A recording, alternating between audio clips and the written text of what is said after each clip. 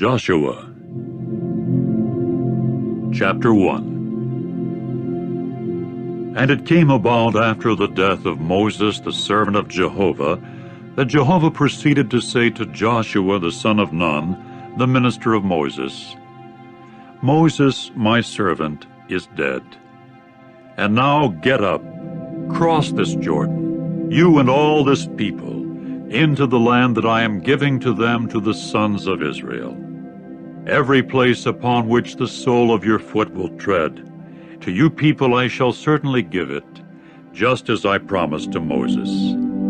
From the wilderness and this Lebanon to the great river, the river Euphrates, that is, all the land of the Hittites, and to the great sea toward the setting of the sun, your territory will prove to be. Nobody will take a firm stand before you all the days of your life. Just as I proved to be with Moses, I shall prove to be with you. I shall neither desert you nor leave you entirely. Be courageous and strong, for you are the one who will cause this people to inherit the land that I swore to their forefathers to give to them. Only be courageous and very strong, to take care to do according to all the law that Moses my servant commanded you. Do not turn aside from it to the right or to the left, in order that you may act wisely everywhere you go. This book of the law should not depart from your mouth, and you must in an undertone read in it day and night, in order that you may take care to do according to all that is written in it. For then you will make your ways successful, and then you will act wisely. Have I not commanded you? Be courageous and strong. Do not suffer shock or be terrified, for Jehovah your God is with you wherever you go. And Joshua proceeded to command the officers of the people, saying, Pass through the midst of the camp, and command the people, saying, Get provisions ready for yourselves, because 3 days from now you are crossing this Jordan to go in and take possession of the land that Jehovah your God is giving you to take possession of it. And to the Reubenites and the Gadites and the half-tribe of Manasseh, Joshua said, Let there be a remembering of the word that Moses the servant of Jehovah commanded you, saying, Jehovah your God is giving you rest, and has given you this land. Your wives, your little ones, and your livestock will dwell in the land that Moses has given you on this side of the Jordan. But you men will pass over in battle formation before your brothers, all the valiant mighty men, and you must help them. First, when Jehovah gives rest to your brothers the same as to you, and they also have taken possession of the land that Jehovah your God is giving them, you must also return to the land of your holding, and take possession of it, the one that Moses, the servant of Jehovah, has given you on the side of the Jordan toward the rising of the sun. Accordingly they answered Joshua, saying, All that you have commanded us we shall do, and wherever you may send us we shall go. As we listened to Moses in everything, so we shall listen to you. Only may Jehovah your God prove to be with you, just as he proved to be with Moses. Any man that behaves rebelliously against your order, and does not listen to your words and all that you may command him, will be put to death. Only be courageous and strong. Chapter 2. Then Joshua the son of Nun sent 2 men out secretly from Shittim as spies, saying, Go, take a look at the land and Jericho. So they went and came to the house of a prostitute woman whose name was Rahab, and they took up lodging there. In time it was said to the king of Jericho, Look, men from the sons of Israel have come in here tonight to search out the land. At that the king of Jericho sent to Rahab, saying, Bring out the men that came to you, that have come into your house, for it is to search out all the land that they have come. Meantime the woman took the 2 men and concealed them. And she proceeded to say, "Yes, the men did come to me, and I did not know from where they were. And it came about at the closing of the gate by dark that the men went out. I just do not know where the men have gone. Chase after them quickly, for you will overtake them." She, though, had taken them up to the roof, and she kept them out of sight among stalks of flax laid in rows for her upon the roof. And the men chased after them in the direction of the Jordan at the fords, and they shut the gate immediately after those chasing after them had gone out. As for these, before they could lie down, she herself came up to them on the roof. And she went on to say to the men, "I do know that Jehovah will certainly give you the land, and that the fright of you has fallen upon us, and that all the inhabitants of the land have become disheartened because of you. For we have heard how Jehovah dried up the waters of the Red Sea from before you when you came out of Egypt, and what you did to the 2 kings of the Amorites who were on the other side of the Jordan, namely Sihon and Og, whom you devoted to destruction. When we got to hear it, then our hearts began to melt, and no spirit has arisen yet in anybody because of you, for Jehovah your God is God in the heavens above and on the earth beneath. And now, please, swear to me by Jehovah that because I have exercised loving kindness toward you, you also will certainly exercise loving kindness toward the household of my father, and you must give me a trustworthy sign. And you must preserve alive my father and my mother and my brothers and my sisters and all who belong to them, and you must deliver our souls from death." At that the men said to her, "Our souls are to die instead of you people. If you will not tell about this matter of ours, it must also occur that when Jehovah gives us the land, we also shall certainly exercise loving kindness and trustworthiness toward you." After that, she had them descend by a rope through the window, for her house was on a side of the wall, and it was on the wall that she was dwelling. And she proceeded to say to them, "Go to the mountainous region, that those in pursuit may not come in contact with you, and you must keep hid there 3 days, until those in pursuit have come back, and afterward you may go in your own direction." In turn the men said to her, "We are free from guilt respecting this oath of yours that you have made us swear. Look, we are coming into the land.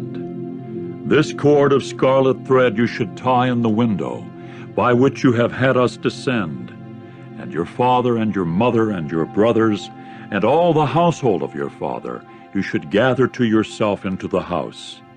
And it must occur that anyone who goes out of the doors of your house into the open, his blood will be upon his own head, and we shall be free from guilt. And everyone who continues with you in the house, his blood will be on our heads if a hand should come upon him. And if you should report this matter of ours, we shall also have become free from guilt respecting this oath of yours that you have made us swear." To this she said, "According to your words, so let it be." With that she sent them off, and they went their way. After that she tied the scarlet cord in the window. So they went and came to the mountainous region, and kept dwelling there 3 days, until the pursuers had come back. Now the pursuers were looking for them on every road, and they did not find them. And the 2 men proceeded to descend again from the mountainous region, and to cross over and come to Joshua the son of Nun. And they began to relate to him all the things that had happened to them. And they went on to say to Joshua, "Jehovah has given all the land into our hand. Consequently, all the inhabitants of the land have also grown disheartened because of us." Chapter 3. Then Joshua got up early in the morning, And he and all the sons of Israel proceeded to pull away from Shittim, and to come as far as the Jordan. And they went spending the night there before they would cross. So it came about at the end of the 3 days that the officers proceeded to pass through the midst of the camp, and to command the people, saying, As soon as you see the ark of the covenant of Jehovah your God, and the priests, the Levites, carrying it, then you yourselves will pull away from your place, and you must follow it. Only let there prove to be a distance between you and it of about 2,000 cubits by measure. Do not get near to it, in order that you may know the way by which you should go, for you have not passed over on that way before.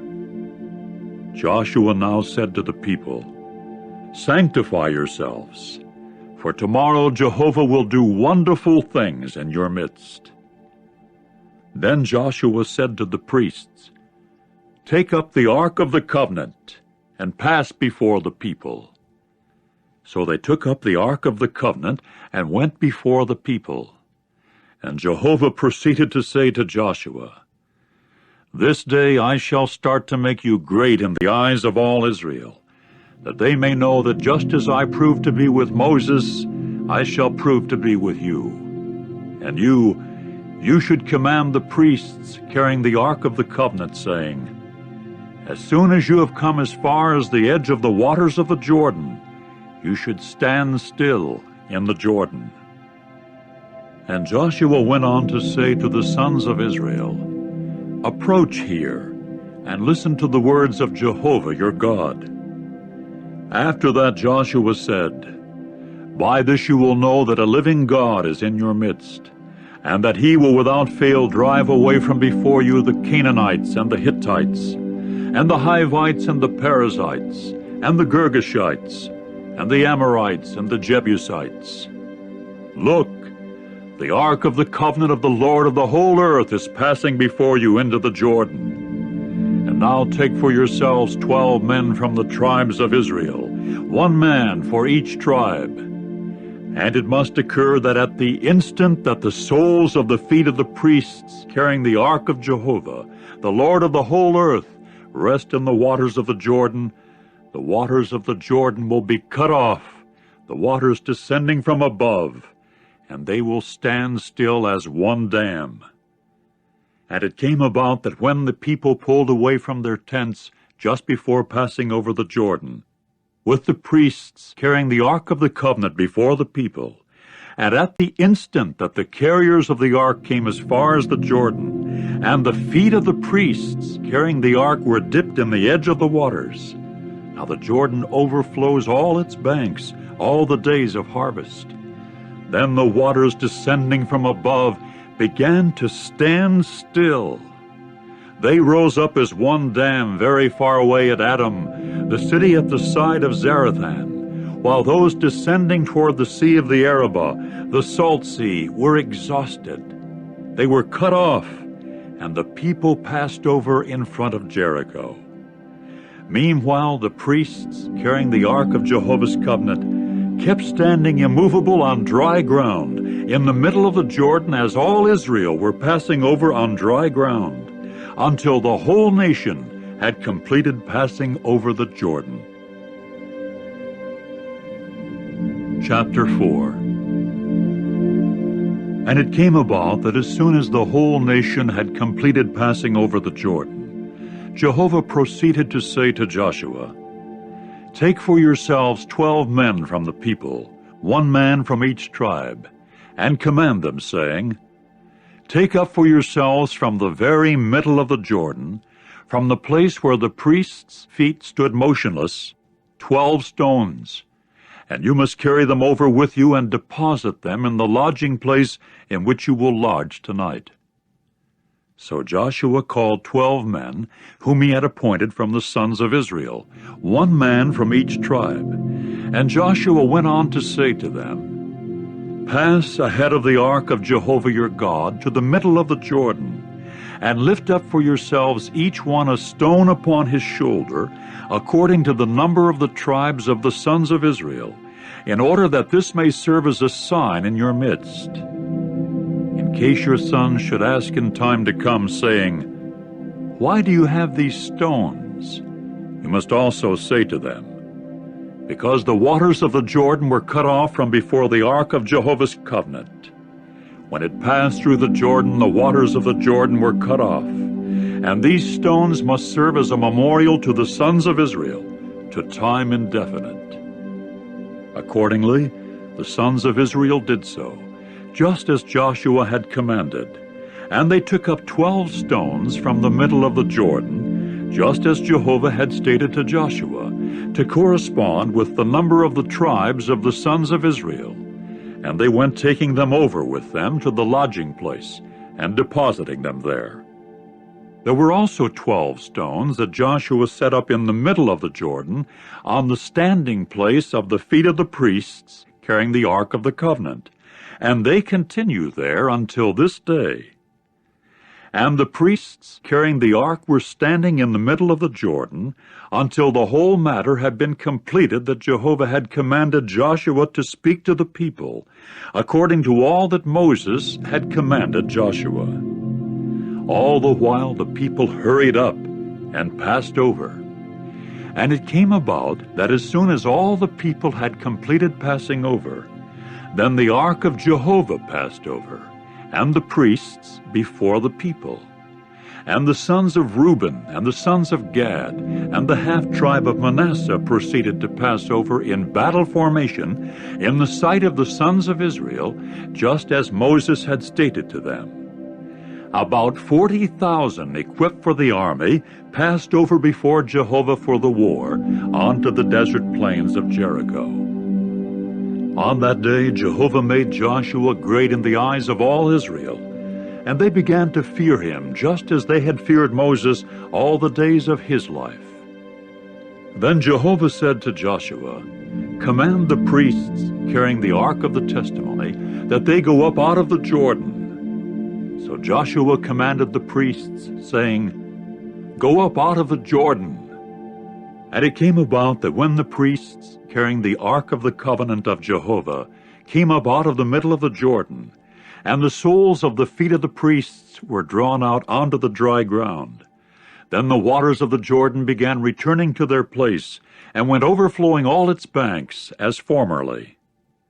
And the people came up out of the Jordan on the 10th of the first month, and took up camping at Gilgal, on the eastern border of Jericho.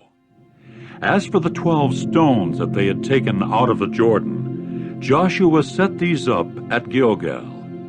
And he went on to say to the sons of Israel, When your sons ask their fathers in time to come, saying, What do these stones mean?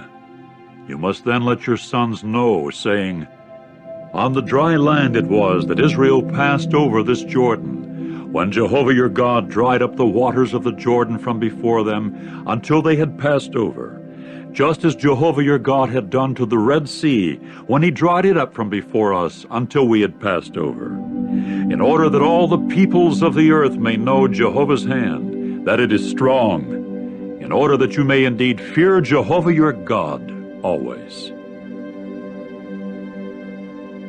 Chapter 5. And it came about that as soon as all the kings of the Amorites who were on the side of the Jordan to the west, and all the kings of the Canaanites who were by the sea, heard that Jehovah had dried up the waters of the Jordan from before the sons of Israel until they had passed over, then their hearts began to melt, and there proved to be no spiritedness in them any more because of the sons of Israel. At that particular time Jehovah said to Joshua, Make for yourself flint knives, and circumcise the sons of Israel again, the second time. Accordingly Joshua made flint knives for himself, and circumcised the sons of Israel at Gibeath Ha'arlah. And this was the reason why Joshua did the circumcising. All the people that came out of Egypt, the males, all the men of war, had died in the wilderness on the road when they were coming out of Egypt. For all the people who came out proved to be circumcised, but all the people born in the wilderness on the road when they were coming out of Egypt, they had not circumcised. For the sons of Israel had walked 40 years in the wilderness, until all the nation of the men of war who came out of Egypt, that did not listen to the voice of Jehovah, had come to its finish, to whom Jehovah swore that he would never let them see the land that Jehovah had sworn to their forefathers to give to us, a land flowing with milk and honey. And their sons he raised up instead of them. These Joshua circumcised, because they proved to be uncircumcised, for they had not circumcised them on the road. And it came about that when they had completed circumcising all the nation, they kept sitting in their place in the camp until they revived. Then Jehovah said to Joshua, "Today I have rolled away the reproach of Egypt from off you." So the name of that place came to be called Gilgal until this day. And the sons of Israel continued to camp in Gilgal, and they proceeded to carry out the Passover on the 14th day of the month, in the evening, on the desert plains of Jericho. And they began to eat some of the yield of the land the day after the Passover, unfermented cakes and roasted grains on this same day. Then the manna ceased on the following day when they had eaten some of the yield of the land. And manna did not occur any more for the sons of Israel, and they began to eat some of the produce of the land of Canaan in that year. And it came about when Joshua happened to be by Jericho, that he proceeded to raise his eyes and look. And there was a man standing in front of him, with his drawn sword in his hand. So Joshua walked up to him and said to him, "Are you for us, or for our adversaries?" To this he said, "No, but I, as prince of the army of Jehovah, I have now come." With that Joshua fell on his face to the earth and prostrated himself and said to him, "What is my Lord saying to his servant?" In turn the prince of the army of Jehovah said to Joshua, "Draw your sandals from off your feet, because the place on which you are standing is holy." At once Joshua did so. Chapter 6. Now Jericho was tightly shut up because of the sons of Israel, no one going out and no one entering. And Jehovah went on to say to Joshua, "See, I have given Jericho and its king, the valiant mighty men, into your hand. And all you men of war must march round the city, going round the city once. That is the way you should do for 6 days. And 7 priests should carry 7 ram's horns before the ark. And on the 7th day you should march round the city 7 times, and the priests should blow the horns. And it must occur that when they sound with the horn of the ram, when you hear the sound of the horn, all the people should shout a great war cry. And the wall of the city must fall down flat, and the people must go up, each one straight before him." Accordingly Joshua the son of Nun called the priests and said to them, "Take up the ark of the covenant, and 7 priests should carry 7 ram's horns before the ark of Jehovah." And he went on to say to the people, "Pass on and march round the city, and the war-equipped force should pass on ahead of the ark of Jehovah." So it came about just as Joshua said to the people, and 7 priests carrying 7 ram's horns before Jehovah passed on, and blew the horns, and the ark of the covenant of Jehovah was following them. And the war-equipped force was going ahead of the priests, blowing the horns, while the rear guard was following the ark with a continual blowing on the horns. Now Joshua had commanded the people, saying, "You must neither shout nor let your voices be heard, and no word should come out of your mouths, until the day when I say to you, 'Shout!' Then you must shout." And he had the ark of Jehovah go marching round the city, going round once, after which they went to the camp and stayed overnight in the camp.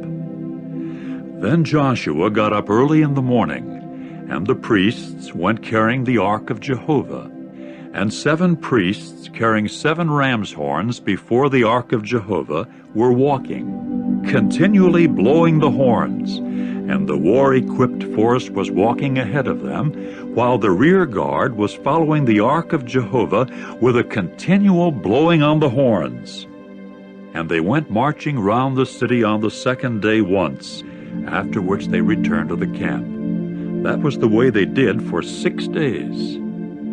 And it came about on the 7th day that they proceeded to get up early, as soon as the dawn ascended, and they went marching round the city in this manner 7 times. Just on that day they marched round the city 7 times. And it came about on the 7th time that the priests blew the horns, and Joshua proceeded to say to the people, "Shout, for Jehovah has given you the city. And the city must become a thing devoted to destruction. It with everything that is in it belongs to Jehovah. Only Rahab the prostitute may keep on living, she and all who are with her in the house, because she hid the messengers whom we sent out. As for you people, only keep away from the thing devoted to destruction, for fear you may get a desire, and you do take some of the thing devoted to destruction, and do constitute the camp of Israel a thing devoted to destruction, and bring ostracism upon it. But all the silver and the gold and the articles of copper and iron are something holy to Jehovah. Into the treasure of Jehovah it should go." Then the people shouted when they proceeded to blow the horns. And it came about that as soon as the people heard the sound of the horn, and the people began to shout a great war cry, then the wall began to fall down flat. After that the people went up into the city, each one straight before him, and captured the city. And they went devoting all that was in the city, from man to woman, from young man to old man, and to bull and sheep and ass, to destruction by the edge of the sword. And to the 2 men who had done the spying on the land, Joshua said, "Go into the house of the woman, the prostitute, and bring out of there the woman and all who belong to her, just as you have sworn to her." So the young men who had done the spying went in and brought out Rahab, and her father and her mother, and her brothers and all who belonged to her. Yes, all her family relationship they brought out. And they proceeded to set them down outside the camp of Israel. And they burned the city with fire, and everything that was in it. Only the silver and the gold and the articles of copper and iron they gave to the treasure of Jehovah's house. And Rahab the prostitute and the household of her father and all who belonged to her, Joshua preserved alive. And she dwells in the midst of Israel down to this day, because she hid the messengers whom Joshua sent out to spy on Jericho. Then Joshua had an oath pronounced at that particular time, saying, "Cursed may the man be before Jehovah who gets up and does build this city, even Jericho. At the forfeit of his firstborn, let him lay the foundation of it, and at the forfeit of his youngest, let him put up its doors." So Jehovah proved to be with Joshua, and his fame came to be in all the earth. Chapter 7. And the sons of Israel went committing an act of unfaithfulness respecting the thing devoted to destruction, in that Achan, the son of Carmi, the son of Zabdi, the son of Zerah, of the tribe of Judah, took some of the thing devoted to destruction. At this Jehovah's anger grew hot against the sons of Israel. Then Joshua sent men out from Jericho to Ai, which is close by Bethaven, to the east of Bethel, and said to them, "Go up and spy on the land." Accordingly the men went up and spied on Ai. After that they returned to Joshua and said to him, "Let not all the people go up. Let about 2,000 men, or about 3,000 men go up and strike Ai. Do not weary all the people with going there, for they are few." So about 3,000 men of the people went up there. But they took to flight before the men of Ai, And the men of Ai got to strike down about 36 men of them, and they went pursuing them from before the gate as far as Shebarim, and continued striking them down on the descent. Consequently, the heart of the people began to melt, and became as water. At this Joshua ripped his mantles and fell upon his face to the earth before the ark of Jehovah until the evening, he and the older men of Israel, and they kept putting dust upon their heads. And Joshua went on to say, Alas, sovereign Lord Jehovah, why did you bring this people all the way across the Jordan, just to give us into the hand of the Amorites for them to destroy us? And if only we had taken it upon ourselves and continued dwelling on the other side of the Jordan. Excuse me, O Jehovah, but what can I say after Israel has turned his back before his enemies?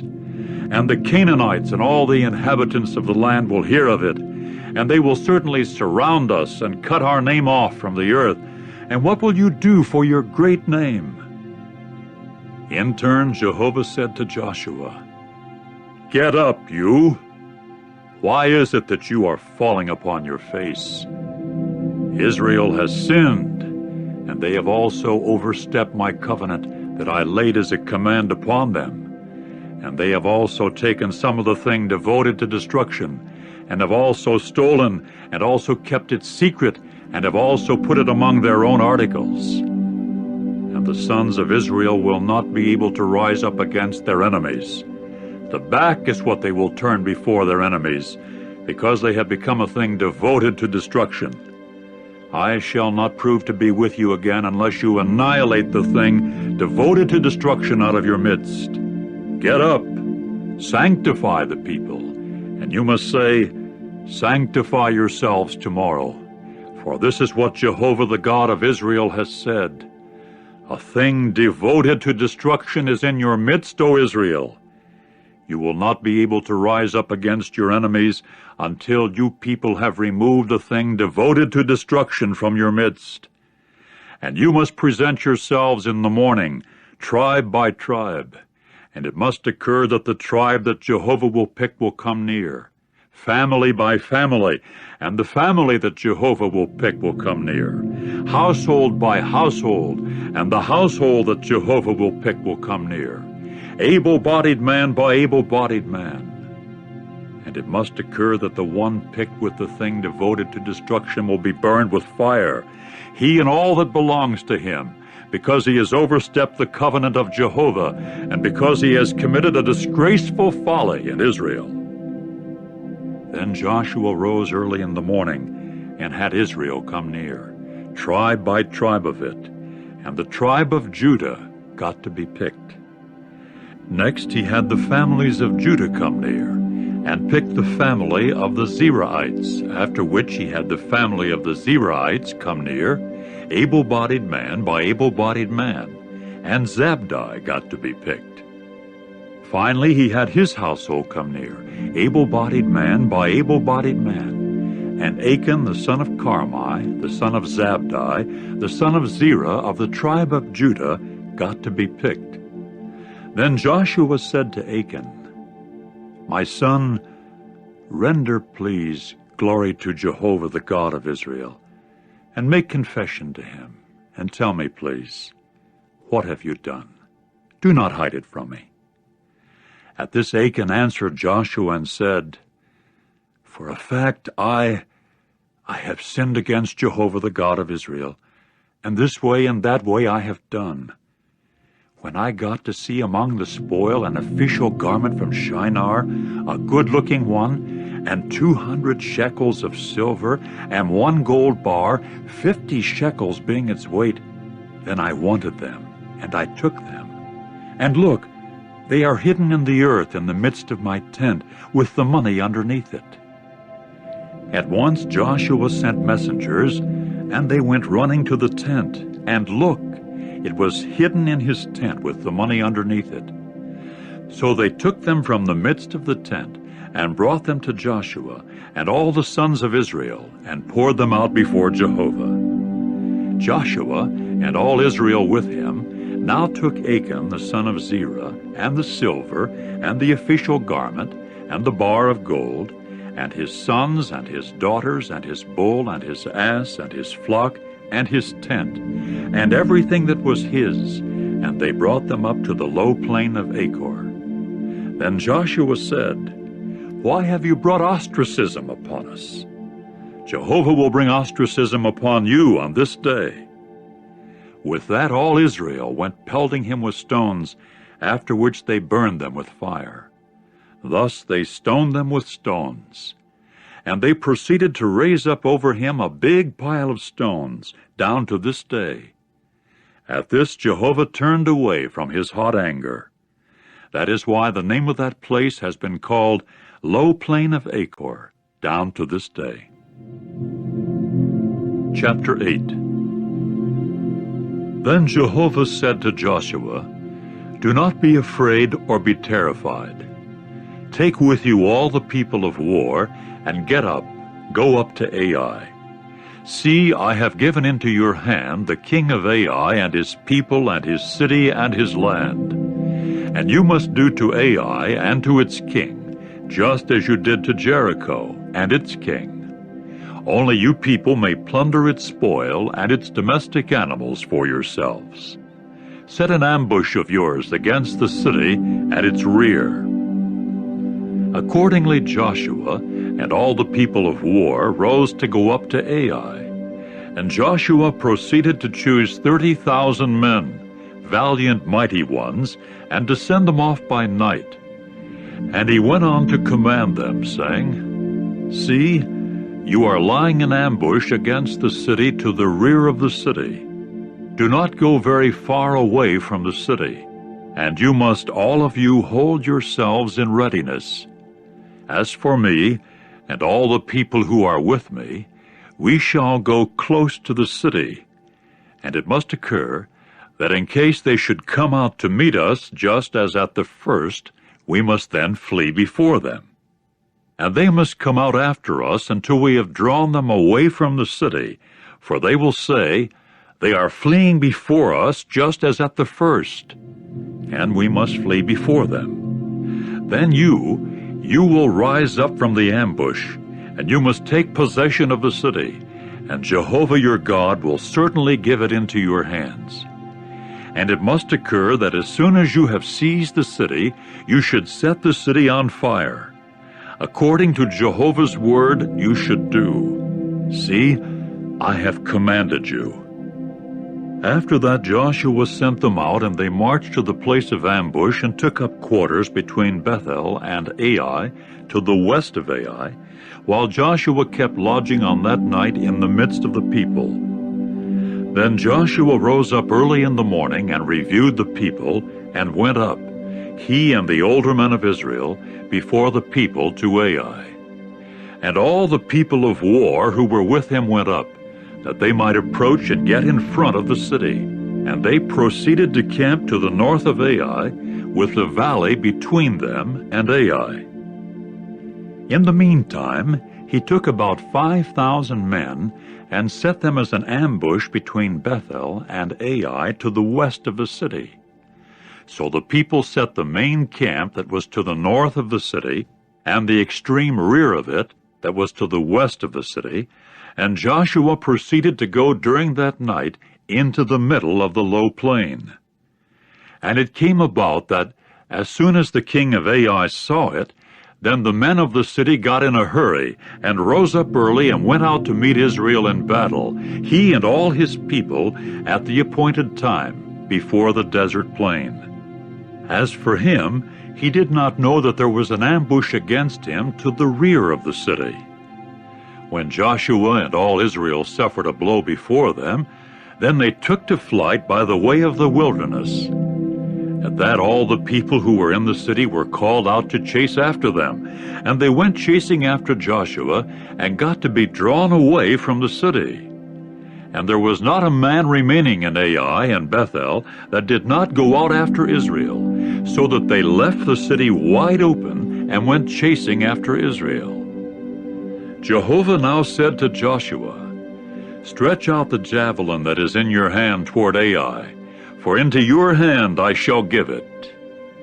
Accordingly, Joshua stretched out the javelin that was in his hand toward the city. And the ambush rose up quickly from its place, and they began to run at the instant that he stretched out his hand, and they proceeded to enter the city and capture it.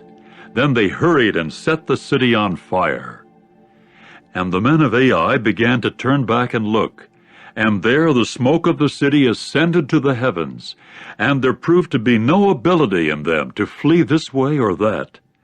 And the people that were fleeing to the wilderness turned upon the pursuers. And Joshua and all Israel saw that the ambush had captured the city, and that the smoke of the city ascended, and so they turned around and went striking the men of Ai down. And these others came out of the city to meet them, so that they got to be in between Israel, these on this side and those on that. And they went striking them down until there did not remain of them either a survivor or an escapee. And the king of Ai they caught alive and proceeded to bring him near to Joshua. And it came about that while Israel was finishing the killing of all the inhabitants of Ai in the field, in the wilderness in which they had pursued them, they kept falling, all of them, by the edge of the sword, until they came to their end. After that all Israel returned to Ai, and struck it with the edge of the sword. And all those who fell on that day, from man to woman, amounted to 12,000, all the people of Ai. And Joshua did not draw back his hand, with which he stretched out the javelin, until he had devoted all the inhabitants of Ai to destruction. Only the domestic animals and the spoil of that city Israel plundered for themselves, according to Jehovah's word that he had laid in command upon Joshua. Then Joshua burned Ai, and reduced it to an indefinitely lasting mound, as a desolation down to this day. And he hanged the king of Ai upon a stake until the evening time. And as the sun was about to set, Joshua gave the command, and then they took his dead body down from the stake, and pitched it at the entrance of the gate of the city, and raised up a great pile of stones over him, down to this day. It was then that Joshua proceeded to build an altar to Jehovah, the God of Israel, in Mount Ebal, just as Moses, the servant of Jehovah, had commanded the sons of Israel, as it is written in the book of the law of Moses, an altar of whole stones, upon which no iron tool has been wielded. And they went offering up burnt offerings upon it to Jehovah, and sacrificing communion sacrifices. Then he wrote there upon the stones a copy of the law of Moses that he had written before the sons of Israel. And all Israel and their older men and the officers and their judges were standing on this side and on that side of the ark in front of the priests, the Levites, carrying the ark of the covenant of Jehovah, the alien resident as well as the native, one half of them in front of Mount Gerizim, and the other half of them in front of Mount Ebal, just as Moses the servant of Jehovah had commanded, to bless the people of Israel first of all. And after this he read aloud all the words of the law, the blessing and the malediction, according to all that is written in the book of the law.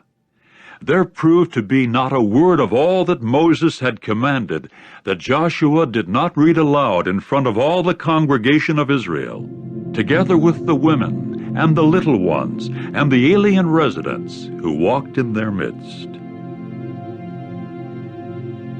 Chapter 9.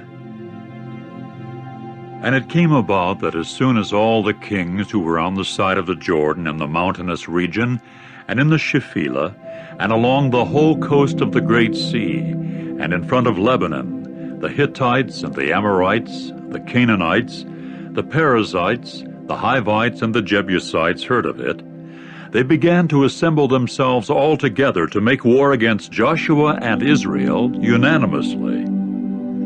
And the inhabitants of Gibeon heard what Joshua had done to Jericho and Ai. So they, even of their own accord, acted with shrewdness, and went and stocked themselves with provisions, and took worn-out sacks for their asses, and wineskin bottles worn out and burst and tied up, and worn out and patched sandals on their feet, and worn out garments upon themselves, and all the bread of their provisions proved to be dry and crummy.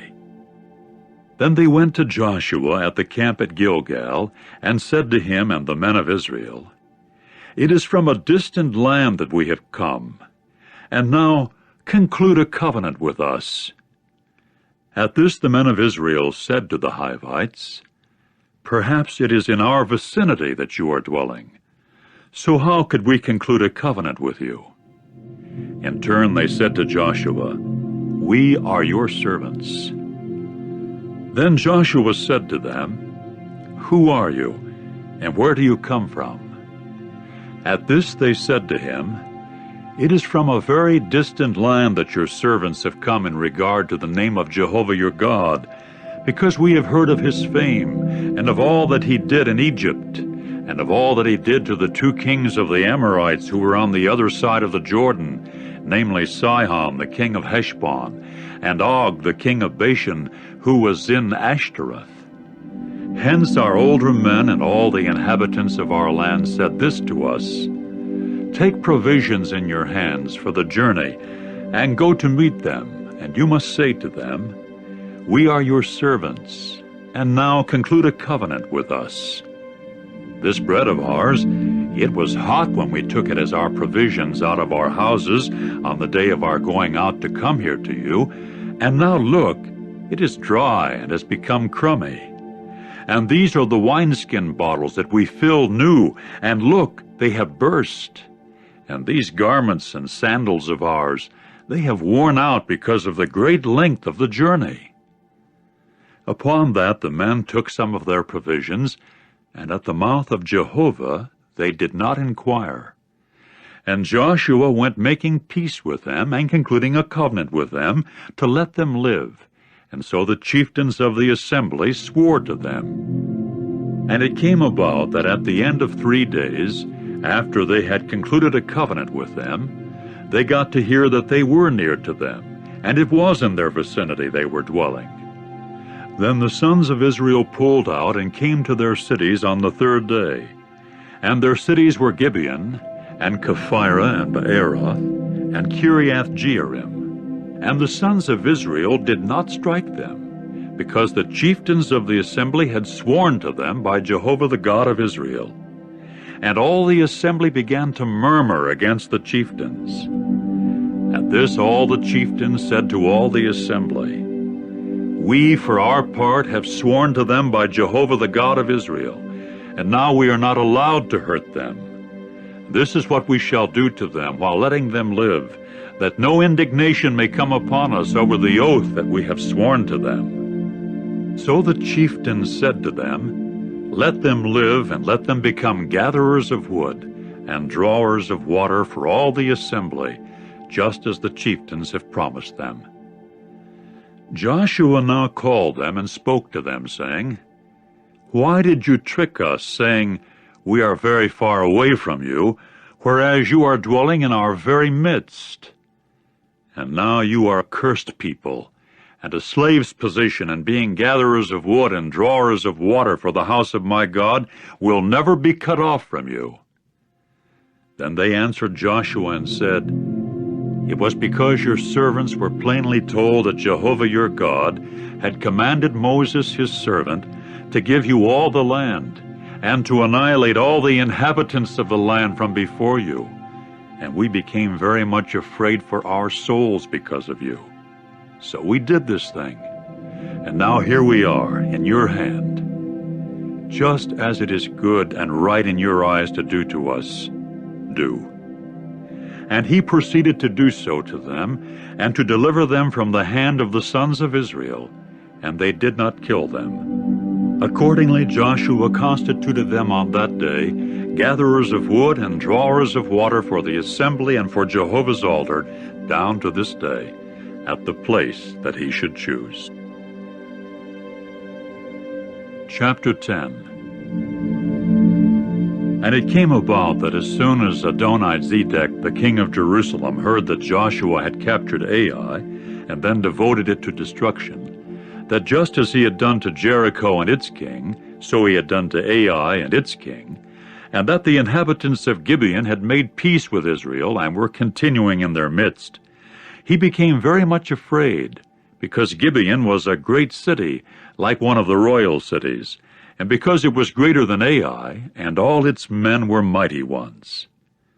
Consequently, Adoni-Zedek the king of Jerusalem sent to Hoham the king of Hebron, and to Piram the king of Jarmuth, and to Japhiah the king of Lachish, and to Deber the king of Eglon, saying, "Come up to me and help me, and let us strike Gibeon, because it has made peace with Joshua and the sons of Israel."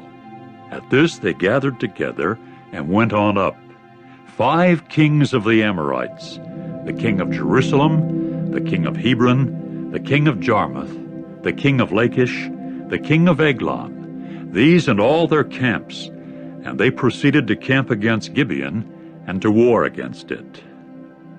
Upon that the men of Gibeon sent to Joshua at the camp at Gilgal, saying, "Do not let your hand relax from your slaves. Come up to us quickly, and do save us and help us, for all the kings of the Amorites inhabiting the mountainous region have collected together against us." So Joshua went on up from Gilgal, he and all the people of war with him, and all the valiant mighty men. Then Jehovah said to Joshua, "Do not be afraid of them, for into your hand I have given them. Not a man of them will stand against you." And Joshua proceeded to come against them by surprise. All night long he had gone up from Gilgal. And Jehovah went throwing them into confusion before Israel, and they began to slay them with a great slaughter at Gibeon, and went pursuing them by way of the ascent of Beth-horon, and slaying them as far as Azekah and Makkedah. And it came about that while they were fleeing from before Israel, and were on the descent of Beth-horon, Jehovah hurled great stones from the heavens upon them, as far as Azekah, so that they died. There were more who died from the hailstones than those whom the sons of Israel killed with the sword. It was then that Joshua proceeded to speak to Jehovah on the day of Jehovah's abandoning the Amorites to the sons of Israel. And he went on to say before the eyes of Israel, "Sun, be motionless over Gibeon, and moon over the low plain of Aijalon." Accordingly the sun kept motionless, and the moon did stand still, until the nation could take vengeance on its enemies. Is it not written in the book of Jashar? And the sun kept standing still in the middle of the heavens, and did not hasten to set for about a whole day. And no day has proved to be like that one, either before it or after it, in that Jehovah listened to the voice of a man, for Jehovah himself was fighting for Israel. After that Joshua and all Israel with him returned to the camp at Gilgal. Meantime these 5 kings fled, and went hiding themselves in the cave at Makkedah. Then the report was made to Joshua, saying, "The 5 kings have been found hidden in the cave at Makkedah." At that Joshua said, "Roll great stones up to the mouth of the cave, and assign men over it to guard them. As for you men, do not stand still. Chase after your enemies, and you must strike them in the rear. Do not allow them to enter into their cities, for Jehovah your God has given them into your hands." And it came about that as soon as Joshua and the sons of Israel had finished slaying them with a very great slaughter, until these came to their end, and those who did survive of them escaped and went entering into the fortified cities, all the people then began to return to the camp to Joshua at Makkedah in peace. Not a man moved his tongue eagerly against the sons of Israel. Then Joshua said, "Open the mouth of the cave and bring out these 5 kings from the cave to me." At that they did so, and brought out to him from the cave these 5 kings, the king of Jerusalem, the king of Hebron, the king of Jarmuth, the king of Lachish, the king of Eglon. And it came about that as soon as they had brought out these kings to Joshua, Joshua proceeded to call all the men of Israel, and to say to the commanders of the men of war that had gone with him, "Come forward, place your feet on the back of the necks of these kings." So they came forward and placed their feet on the back of their necks. And Joshua went on to say to them, "Do not be afraid or be terrified. Be courageous and strong, for it is like this that Jehovah will do to all your enemies against whom you are warring." And after that, Joshua proceeded to strike them, and put them to death, and hang them upon 5 stakes. And they continued hanging upon the stakes until the evening.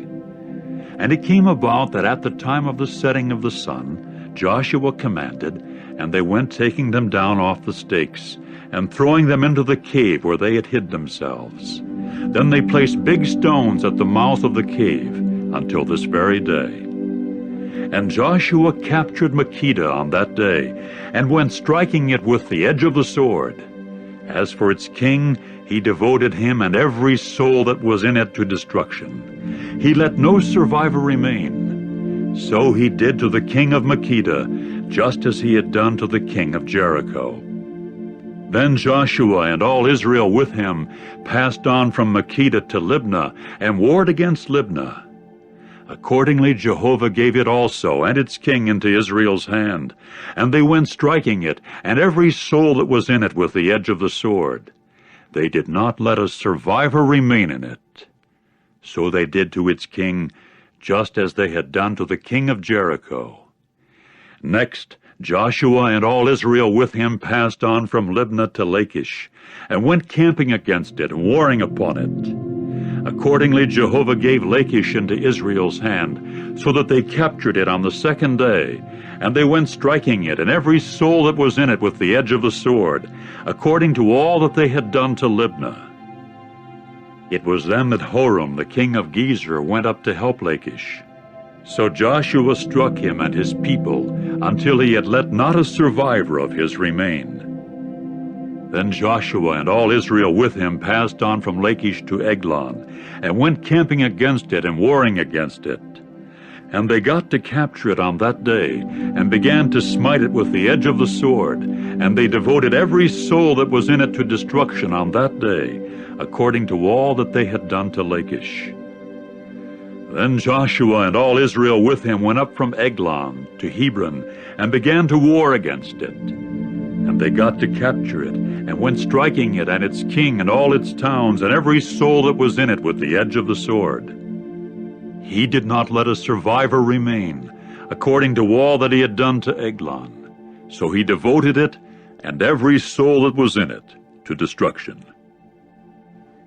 Finally Joshua and all Israel with him came back to Debir, and began to war against it. And he got to capture it and its king and all its towns. And they went striking them with the edge of the sword, and devoting every soul that was in it to destruction. He did not let a survivor remain. Just as he had done to Hebron, so he did to Debir and its king, and just as he had done to Libnah and its king. And Joshua proceeded to strike all the land of the mountainous region, and the Negeb, and the Shephelah, and the slopes, and all their kings. He did not let a survivor remain, and everything that breathed he devoted to destruction, just as Jehovah the God of Israel had commanded. And Joshua went striking them from Kadesh Barnea to Gaza, and all the land of Goshen, and up to Gibeon. And Joshua captured all these kings in their land at one time, because it was Jehovah the God of Israel who was fighting for Israel. After that Joshua and all Israel with him returned to the camp at Gilgal. Chapter 11. And it came about that as soon as Jabin the king of Hazor heard of it, he went sending to Jobab the king of Madon, and to the king of Shimron and the king of Akshaph, and to the kings that were to the north in the mountainous region, and in the desert plains south of Kinnereth, and in the Shephelah, and on the mountain ridges of Dor to the west, the Canaanites to the east and the west, and the Amorites, and the Hittites, and the Perizzites, and the Jebusites in the mountainous region, and the Hivites at the base of Hermon in the land of Mizpah. So they went out, they and all their camps with them, a people as numerous as the grains of sand that are on the seashore for multitude, and very many horses and war chariots. Then all these kings met together by appointment, and came and encamped together at the waters of Merom to fight against Israel. At this Jehovah said to Joshua, "Do not be afraid because of them, for tomorrow about this time I am abandoning all of them slain to Israel. Their horses you will hamstring, and their chariots you will burn in the fire." And Joshua and all the people of war with him proceeded to come against them along the waters of Merom by surprise, and to fall upon them. Then Jehovah gave them into Israel's hand, and they went striking them and pursuing them as far as populous Sidon, and Misrephoth-maim, and the valley plain of Mizpah to the east, and they kept striking them until they had not let a survivor of theirs remain. After that Joshua did to them just as Jehovah had said to him. Their horses he hamstrung, and their chariots he burned in the fire. More than that, Joshua turned about at that time and captured Hazor, and its king he struck down with the sword, because Hazor was before that the head of all these kingdoms. And they went striking every soul that was in it with the edge of the sword, devoting them to destruction. No breathing thing at all was left over, and he burned Hazor in the fire. And all the cities of these kings and all their kings Joshua captured, and went striking them with the edge of the sword. He devoted them to destruction, just as Moses the servant of Jehovah had commanded. It was only all the cities standing on their own mounds that Israel did not burn, except that Joshua did burn Hazor by itself. And all the spoil of these cities and the domestic animals the sons of Israel plundered for themselves. It was only all humankind that they struck with the edge of the sword until they had annihilated them. They did not let any one that breathed remain. Just as Jehovah had commanded Moses his servant, so Moses commanded Joshua, and so Joshua did. He did not remove a word from all that Jehovah had commanded Moses. And Joshua proceeded to take all this land, the mountainous region and all the Negeb, and all the land of Goshen and the Shephelah and the Arabah, and the mountainous region of Israel and its Shephelah, from Mount Halak, which goes up to Seir, and as far as Baal-gad in the valley plain of Lebanon at the base of Mount Hermon. And he captured all their kings and went striking them and putting them to death. Many days it was that Joshua waged war with all these kings. There proved to be no city that made peace with the sons of Israel, but the Hivites inhabiting Gibeon. All the others they took by war. For it proved to be Jehovah's course to let their hearts become stubborn, so as to declare war against Israel, in order that he might devote them to destruction, that they might come to have no favorable consideration, but in order that he might annihilate them, just as Jehovah had commanded Moses. Furthermore, at that particular time Joshua went and cut off the Anakim from the mountainous region, from Hebron, from Debir, from Anab, and from all the mountainous region of Judah, and from all the mountainous region of Israel. Along with their cities Joshua devoted them to destruction. No Anakim were left in the land of the sons of Israel. It was only in Gaza, in Gath, and in Ashdod that they remained. So Joshua took all the land according to all that Jehovah had promised Moses, and Joshua then gave it as an inheritance to Israel by their shares, according to their tribes. And the land had no disturbance from war. Chapter 12.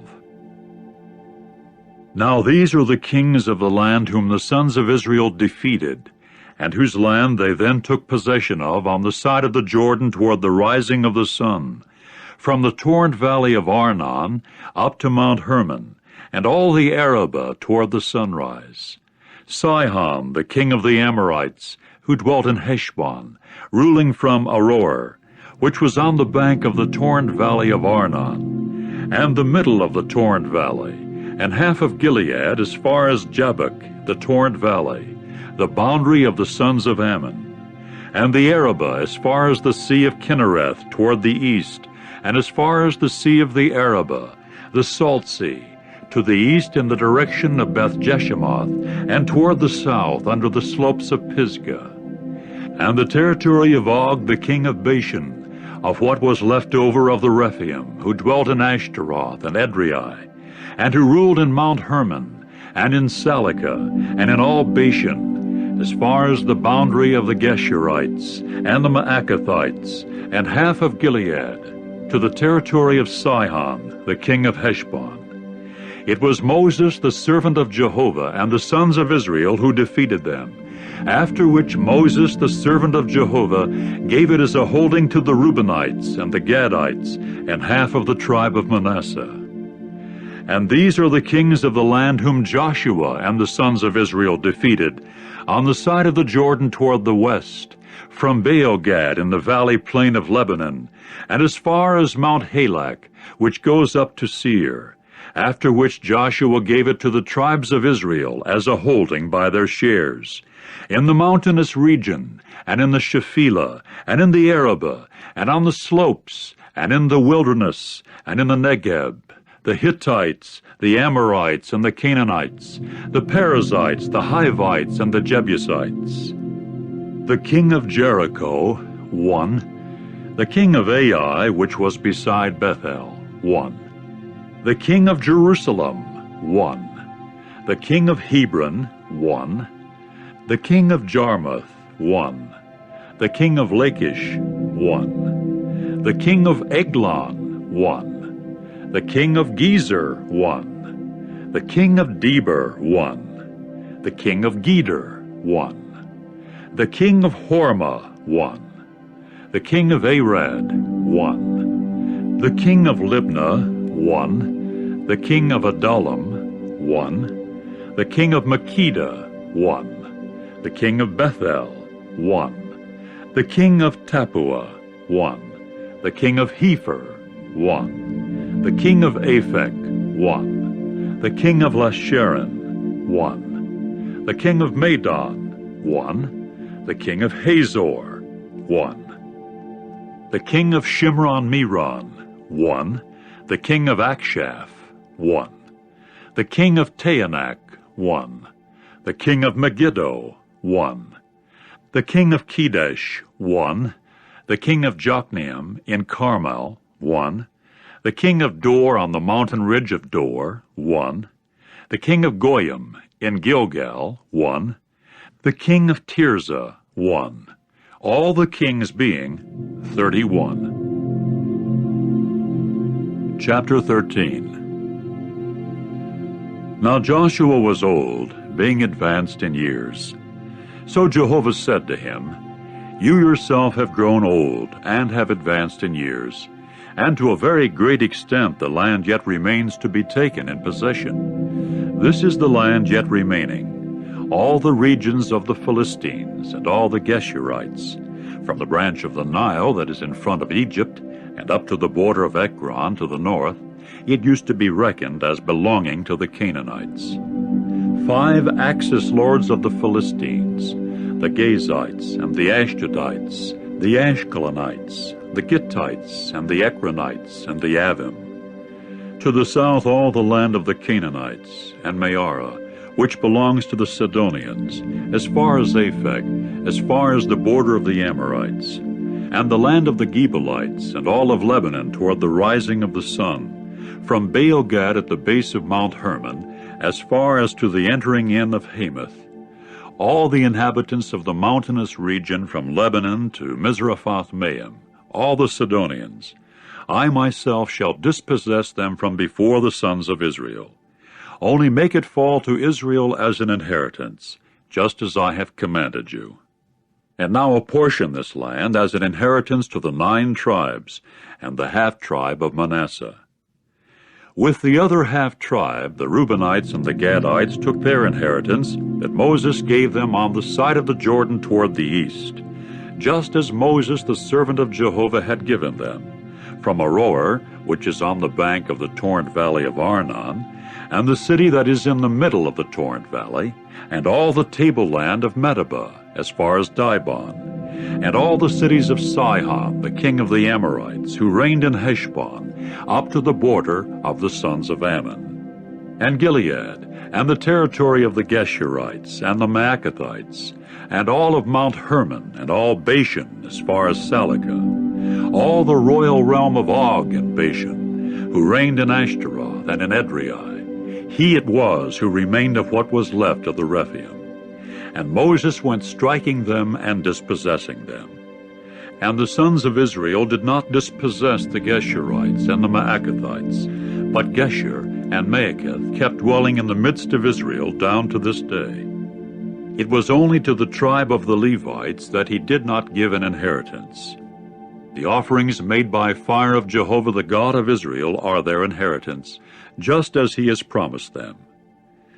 Then Moses made a gift to the tribe of the sons of Reuben by their families, and the territory came to be theirs from Aroer, which is on the bank of the torrent valley of Arnon, and the city that is in the middle of the torrent valley, and all the tableland by Medeba, Heshbon and all its towns that are on the tableland, Dibon and Bamoth Baal, and Beth Baalmeon, and Jahaz and Kedemoth and Mephaath, and Kiriathaim, and Sibmah, and Zereth Shahar, in the mountain of the low plain, and Beth Peor, and the slopes of Pisgah, and Beth Jeshimoth, and all the cities of the tableland, and all the royal realm of Sihon, the king of the Amorites, who reigned in Heshbon, and whom Moses struck, together with the chieftains of Midian, Evi, and Rechem, and Zur, and Hur, and Reba, the dukes of Sihon, who were dwelling in the land. And Balaam, the son of Beor, the diviner,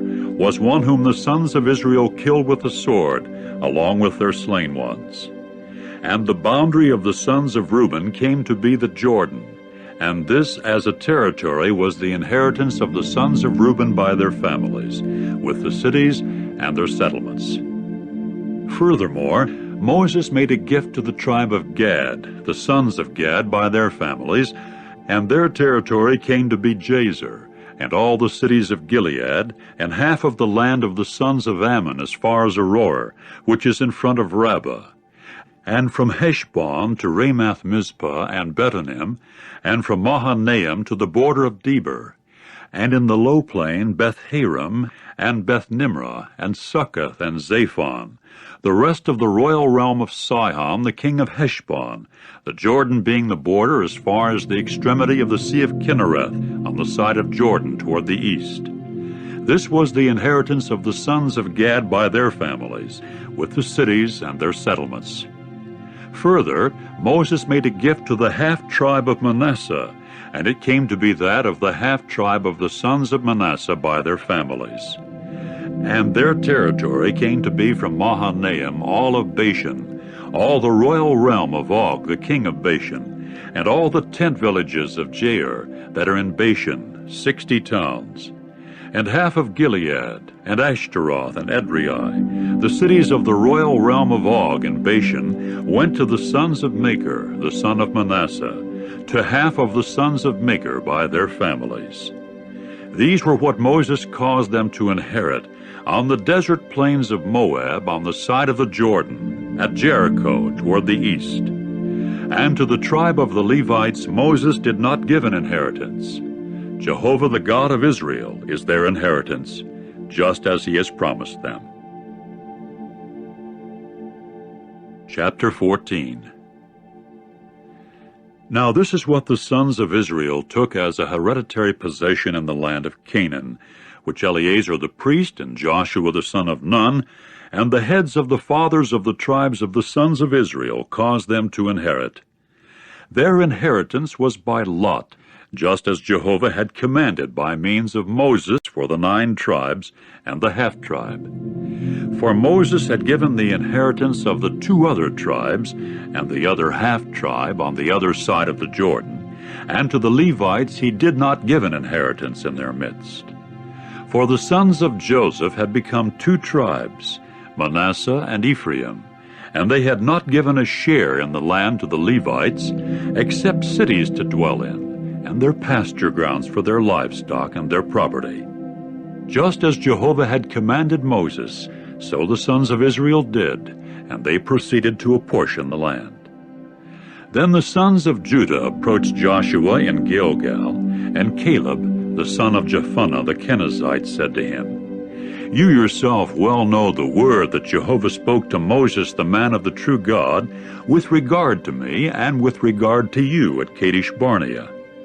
40 years old I was when Moses, the servant of Jehovah, sent me out of Kadesh Barnea to spy out the land, and I came bringing him back word just as it was in my heart. And my brothers who went up with me caused the heart of the people to melt. But as for me, I followed Jehovah my God fully. Consequently Moses swore on that day, saying, The land upon which your foot has trod will become yours and your sons as an inheritance to time indefinite, because you have followed Jehovah my God fully. And now here Jehovah has preserved me alive, just as he promised, these 45 years since Jehovah made this promise to Moses when Israel walked in the wilderness, and now here I am today, 85 years old. Yet I am today as strong as on the day of Moses sending me out. As my power was then, so my power is now for the war, both to go out and to come in. And now do give me this mountainous region that Jehovah promised on that day. For you yourself heard on that day that there were Anakim there, and great fortified cities. Likely Jehovah will be with me, and I shall certainly dispossess them, just as Jehovah promised. At that Joshua blessed him, and gave Hebron to Caleb the son of Jephunneh as an inheritance. That is why Hebron has come to belong to Caleb the son of Jephunneh the Kenizzite as an inheritance down to this day, for the reason that he followed Jehovah the God of Israel fully. The name of Hebron before that was Kiriath Arba. Said Arba was the great man among the Anakim, and the land had no disturbance from war. Chapter 15. And the lot of the tribe of the sons of Judah by their families came to be to the boundary of Edom, the wilderness of Zin, to the Negeb at its southern end. And their southern boundary came to be from the extremity of the Salt Sea, from the bay that faces southward. And it went out southward to the ascent of Akrabim, and passed over to Zin, and went up from the south to Kadesh Barnea, and passed over to Hezron, and went up to Adar, and went around to Karka. And it passed on to Asmon, and went out to the torrent valley of Egypt, and the boundary's termination proved to be at the sea. This came to be their southern boundary. And the eastern boundary was the Salt Sea up to the end of the Jordan, and the boundary at the northern corner was at the bay of the sea, at the end of the Jordan. And the boundary went up to Beth-Hoglah, and passed over at the north of Beth-Araba, and the boundary went up to the stone of Bohan, the son of Reuben. And the boundary went up to Debir at the low plain of Achor, and turning northward to Gilgal, which is in front of the ascent of Adumim, which is south of the torrent valley. And the boundary passed over to the waters of En-Shemesh, and its termination proved to be En-Rogel. And the boundary went up to the valley of the son of Hinnom to the slope of the Jebusite at the south, that is to say, Jerusalem. And the boundary went up to the top of the mountain that faces the valley of Hinnom to the west, which is at the extremity of the low plain of Rephaim to the north. And the boundary was marked out from the top of the mountain to the spring of the waters of Nephtoah, and went out to the cities of Mount Ephraim. And the boundary was marked out to Behalah, that is to say, Kiriath Jearim. And the boundary went around from Baalah westward to Mount Seir, and passed over to the slope of Mount Jearim at the north, that is to say, Kesalon. And it went down to Beth-shemesh, and passed over to Timnah. And the boundary went out to the slope of Ekron to the north, and the boundary was marked out to Shikkeron, and passed over to Mount Baalah, and went out to Jabneel, and the boundary's termination proved to be at the sea. And the western boundary was at the great sea and its shoreland. This was the boundary all around of the sons of Judah by their families.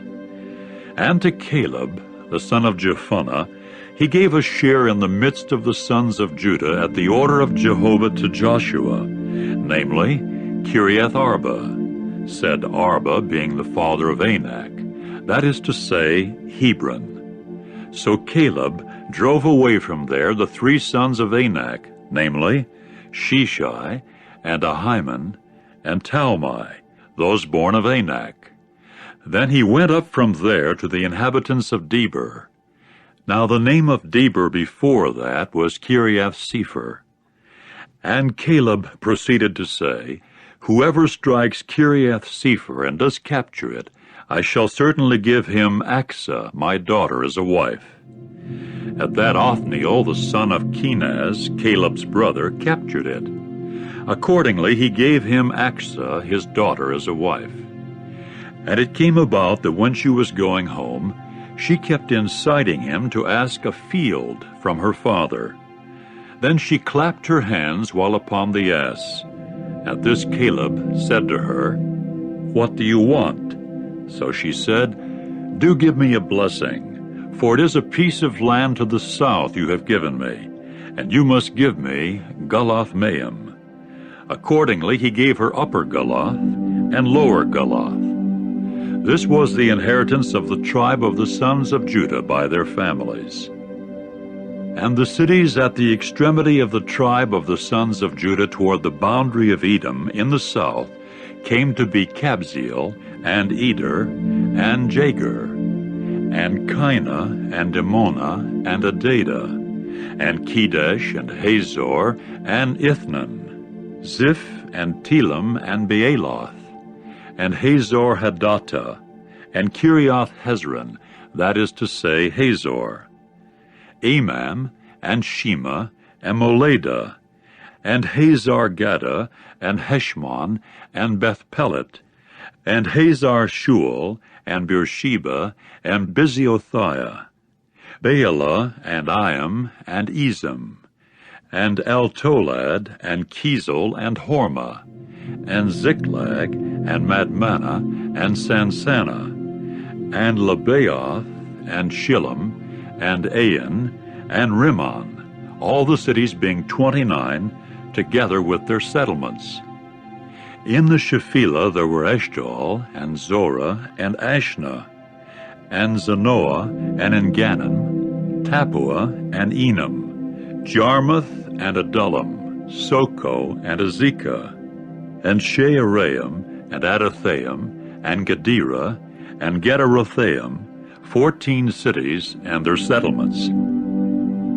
Zenon, and Hadashah, and Migdalgad, and Dilion, and Mizpeh, and Joktheel, Lachish, and Bozkath, and Eglon, and Cabon, and Lahmam, and Kitlish, and Gederoth, Beth-Dagon, and Naamah, and Makkedah, 16 cities and their settlements. Libnah, and Ether, and Ashan, and Iphta, and Ashna, and Nezib, and Keilah, and Agzib, and Mareshah, 9 cities and their settlements. Ekron and its dependent towns and its settlements. From Ekron westward all that is alongside Ashdod and their settlements. Ashdod, its dependent towns and its settlements. Gaza, its dependent towns and its settlements, down to the torrent valley of Egypt, and the great sea and the adjacent region. And in the mountainous region, Shamir, and Jatir, and Soko, and Dana, and Kiriath-Sanah, that is to say, Debir, and Anab, and Eshtemoh, and Anim, and Goshen, and Holon, and Gilo, 11 cities and their settlements, Arab, and Dumah, and Eshan, and Janam, and Beth-Tappuah, and Aphekah, and Humta, and Kiriath Arba, that is to say Hebron, and Zior, 9 cities and their settlements, Maon, Carmel, and Ziph, and Juttah, and Jezreel, and Jokdeam, and Zanoah, Cain, Gibeah, and Timnah, 10 cities and their settlements, Halhul, Beth-zur, and Gedor, and Mearath, and Beth-anath, and Eltekon, 6 cities and their settlements, Kiriath Baal, that is to say Kiriath Jearim, and Rabbah, 2 cities and their settlements. In the wilderness, Beth-arabah, Middin, and Sekekah, and Nibshan, and the city of Salt, and En-gedi, 6 cities and their settlements. As for the Jebusites who were dwelling in Jerusalem, the sons of Judah were not able to drive them away, and the Jebusites continue dwelling with the sons of Judah in Jerusalem down to this day. Chapter 16. And the lot came out for the sons of Joseph from the Jordan at Jericho to the waters of Jericho eastward, the wilderness going up from Jericho into the mountainous region of Bethel. And it went out from Bethel belonging to Luz, and passed over to the boundary of the Archites at Ataroth. And it went down westward to the boundary of the Japhletites, as far as the boundary of lower Beth-horon and Gezer, and its termination proved to be at the sea. And the sons of Joseph, Manasseh and Ephraim, proceeded to take possession of land. And the boundary of the sons of Ephraim by their families came to be, yes, the boundary of their inheritance toward the east came to be Ataroth-adar, as far as upper Beth-horon, and the boundary went out to the sea. Mechmetheth was on the north, and the boundary went around eastward to Taanath-shiloh, and passed over eastward to Janoah. And it went down from Janoah to Ataroth and Naarah, and reached to Jericho, and went out to the Jordan. From Tappuah the boundary moved on westward to the torrent valley of Cana, and its termination proved to be at the sea. This is the inheritance of the tribe of the sons of Ephraim by their families. And the sons of Ephraim had enclave cities in the midst of the inheritance of the sons of Manasseh, all the cities and their settlements. And they did not drive away the Canaanites who were dwelling in Gezer. And the Canaanites continued dwelling in among Ephraim down to this day, and came to be subject to slavish forced labor. Chapter 17. And the lot came to be for the tribe of Manasseh, because he was Joseph's firstborn, for Machir, the firstborn of Manasseh, the father of Gilead, because he was one who proved to be a man of war, and Gilead and Bashan came to belong to him. And there came to be a lot for the sons of Manasseh who were left over according to their families, for the sons of Abiezer, and the sons of Helek, and the sons of Azriel, and the sons of Shechem, and the sons of Hepher, and the sons of Shemida. These were the sons of Manasseh the son of Joseph, the males according to their families.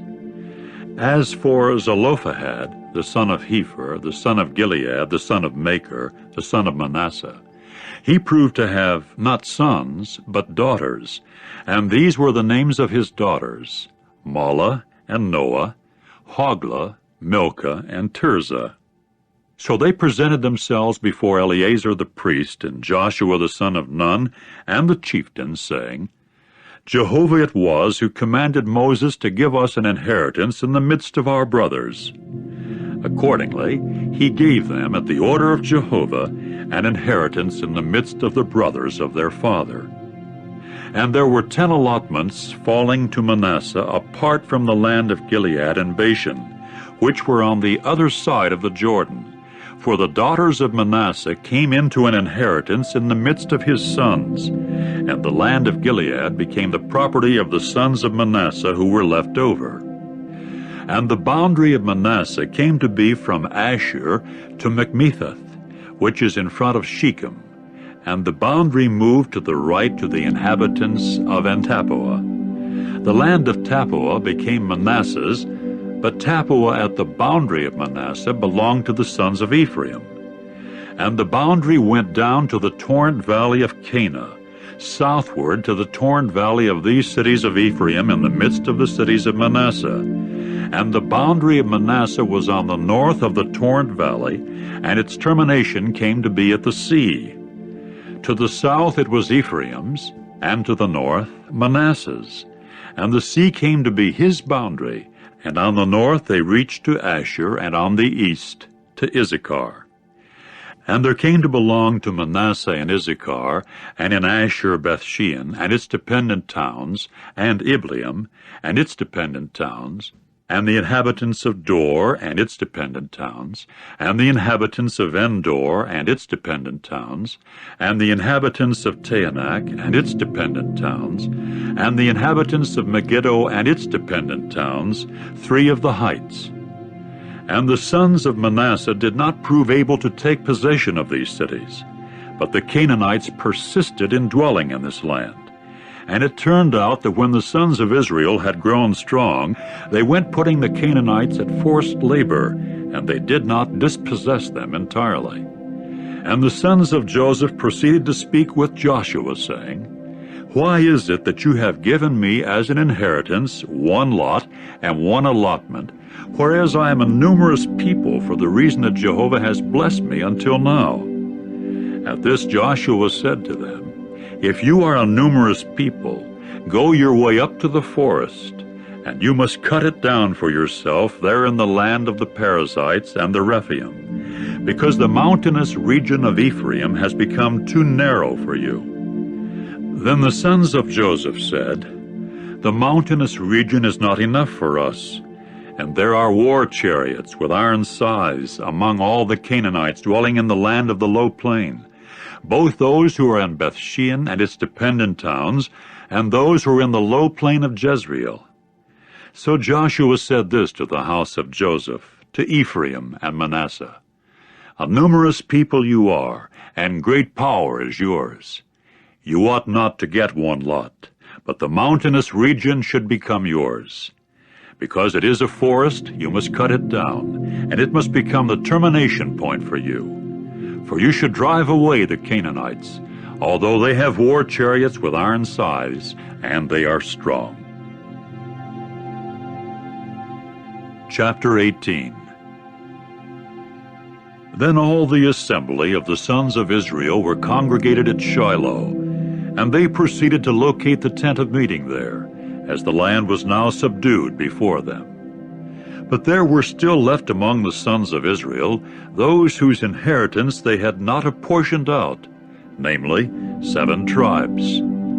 So Joshua said to the sons of Israel, How long are you going to be delinquent about going in to take possession of the land that Jehovah the God of your forefathers has given you? Furnish for yourselves 3 men of each tribe, and let me send them out, that they may get up and walk about in the land, and map it out in accord with their inheritance, and let them come to me. And they must apportion it among themselves into 7 shares. Judah will keep standing on his territory to the south, and the house of Joseph will keep standing on their territory to the north. As for you people, you will map out the land into 7 shares, and you must bring them here to me, and I must cast lots here for you before Jehovah our God. For the Levites have no share in among you, because the priesthood of Jehovah is their inheritance. And Gad and Reuben and the half-tribe of Manasseh have taken their inheritance on the side of the Jordan toward the east, which Moses the servant of Jehovah has given them. So the men got up that they might go, and Joshua proceeded to command those who were going to map out the land, saying, Go and walk about in the land, and map it out, and return to me. And here's where I shall draw lots for you before Jehovah in Shiloh. With that the men went and passed through the land and mapped it out by cities in 7 shares in a book. After that they came to Joshua at the camp in Shiloh, and Joshua went drawing lots for them in Shiloh before Jehovah. Thus Joshua there apportioned the land to the sons of Israel in their shares. Then the lot came up of the tribe of the sons of Benjamin by their families, and the territory of their lot went out between the sons of Judah and the sons of Joseph. And their boundary came to be at the northern corner from the Jordan, and the boundary went up to the slope of Jericho on the north, and went up on the mountain westward, and its termination proved to be at the wilderness of Bethaven. And the boundary passed over from there to Luz, at the southern slope of Luz, that is to say, Bethel. And the boundary went down to Ataroth Adar, upon the mountain that is on the south of lower Beth-horon. And the boundary was marked out and went around at the western side to the south from the mountain that faces Beth-horon to the south. And its termination proved to be at Kiriath-baal, that is to say, Kiriath-jearim, a city of the sons of Judah. This is the western side. And the side to the south was from the extremity of Kiriath-jearim, and the boundary went out westward, and went out to the spring of the waters of Nephtoah. And the boundary went down to the extremity of the mountain that faces the valley of the son of Hinnom, which is in the low plain of Rephaim to the north. And it went down to the valley of Hinnom, to the slope of the Jebusite on the south, and went down to Enrogel. And it was marked out northward, and went out to En-shemesh, and went out to Geliloth, which is in front of the ascent of Adummim. And it went down to the stone of Bohan, the son of Reuben. And it passed over to the northern slope in front of the Arabah, and went down to the Arabah.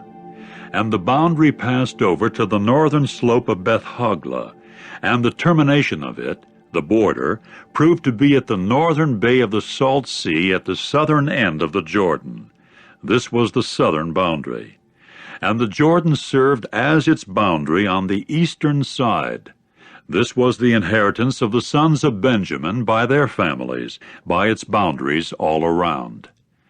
And the cities of the tribe of the sons of Benjamin by their families proved to be Jericho, and Beth-hoglah, and Emech-keziz, and Beth-arabah, and Zemaraim, and Bethel, and Avim, and Perah, and Ophrah, and Kephar-ammoni, and Ophni, and Geba, 12 cities and their settlements, Gibeon, and Ramah, and Beeroth, and Mizpah, and Kephirah, and Moza, and Rechem, and Irpeel, and Taralah, and Zelah, Ha-eleph, and Jebusi, that is to say, Jerusalem, Gibeah and Kiriath, 14 cities and their settlements. This was the inheritance of the sons of Benjamin by their families. Chapter 19. Then the second lot came out for Simeon, for the tribe of the sons of Simeon by their families, and their inheritance came to be in the midst of the inheritance of the sons of Judah. And they came to have in their inheritance Beersheba with Sheba, and Moladah, and Hazar-shual, and Bela, and Ezem, and Eltolad, and Bethel, and Hormah, and Ziklag, and Beth-marcaboth, and Hazar-susa, and Beth-lebaoth, and Sharuan, 13 cities and their settlements, Ain, Rimmon, and Ether, and Ashan, 4 cities and their settlements, and all the settlements that were all around these cities as far as Baalath-beer, Ramah of the south. This was the inheritance of the tribe of the sons of Simeon by their families. The inheritance of the sons of Simeon was out of the allotment of the sons of Judah, because the share of the sons of Judah proved to be too large for them. So the sons of Simeon got a possession in the midst of their inheritance. Next, the third lot came up for the sons of Zebulun by their families, and the boundary of their inheritance came to be as far as Sarid. And their boundary went up westward also to Mariel, and reached to Dabbethsheth, and reached to the torn valley that is in front of Jokneam. And it went back from Sarid eastward toward the rising of the sun to the border of Kisloth-Tabor, and went out to Daberath, and went up to Japhiah. And from there it passed over eastward toward the sunrise to Gath-Hepher, to Eth-Kazin, and went out to Rimmon, and was marked out to Neah. And the boundary went around it on the north to Hanathon, and its terminations proved to be at the valley of Iftael. And Kadesh, and Nahalal, and Shimron, and Idalah, and Bethlehem, 12 cities and their settlements. This was the inheritance of the sons of Zebulun by their families. These were the cities and their settlements. It was for Issachar that the fourth lot came out, for the sons of Issachar by their families. And their boundary came to be to Jezreel, and Kesuleth, and Shunem, and Hapharaim, and Shihon, and Anahirath, and Rabbith, and Kishion, and Ebez, and Remeth, and Engannim, and Enhaddah, and Bethpazzez. And the boundary reached to Tabor, and Shahazumah, and Bethshemesh, and the terminations of their border proved to be at the Jordan, 16 cities and their settlements. This was the inheritance of the tribe of the sons of Issachar by their families, the cities and their settlements. Then the fifth lot came out for the tribe of the sons of Asher by their families. And their boundary came to be Helkath, and Halai, and Beton, and Akshaph, and Elimelech, and Amad, and Mishal. And it reached westward to Carmel, and to Shihor-Libnath, and it went back toward the rising of the sun to Beth-Dagon, and reached to Zebulun and the valley of Iftael to the north, to Beth-Emek, and Neiel, and it went out to Cabul on the left, and to Ebron, and Rehob, and Hammon, and Cana, as far as populous Sidon. And the boundary went back to Ramah, and as far as the fortified city of Tyre. And the boundary went back to Hosa, and its terminations came to be at the sea in the region of Akzib, and Ummah, and Aphek, and Rehob, 22 cities and their settlements. This was the inheritance of the tribe of the sons of Asher by their families. These were the cities and their settlements. It was for the sons of Naphtali that the sixth lot came out, for the sons of Naphtali by their families. And their boundary came to be from Heleph, from the big tree in Zaanannim, and Adamah-nekeb, and Jabneel as far as Lacham, and its terminations came to be at the Jordan. And the boundary went back westward to Aznoth-Tabor, and went out from there to Hukkok, and reached to Zebulun on the south, and to Asher it reached on the west, and to Judah at the Jordan toward the rising of the sun.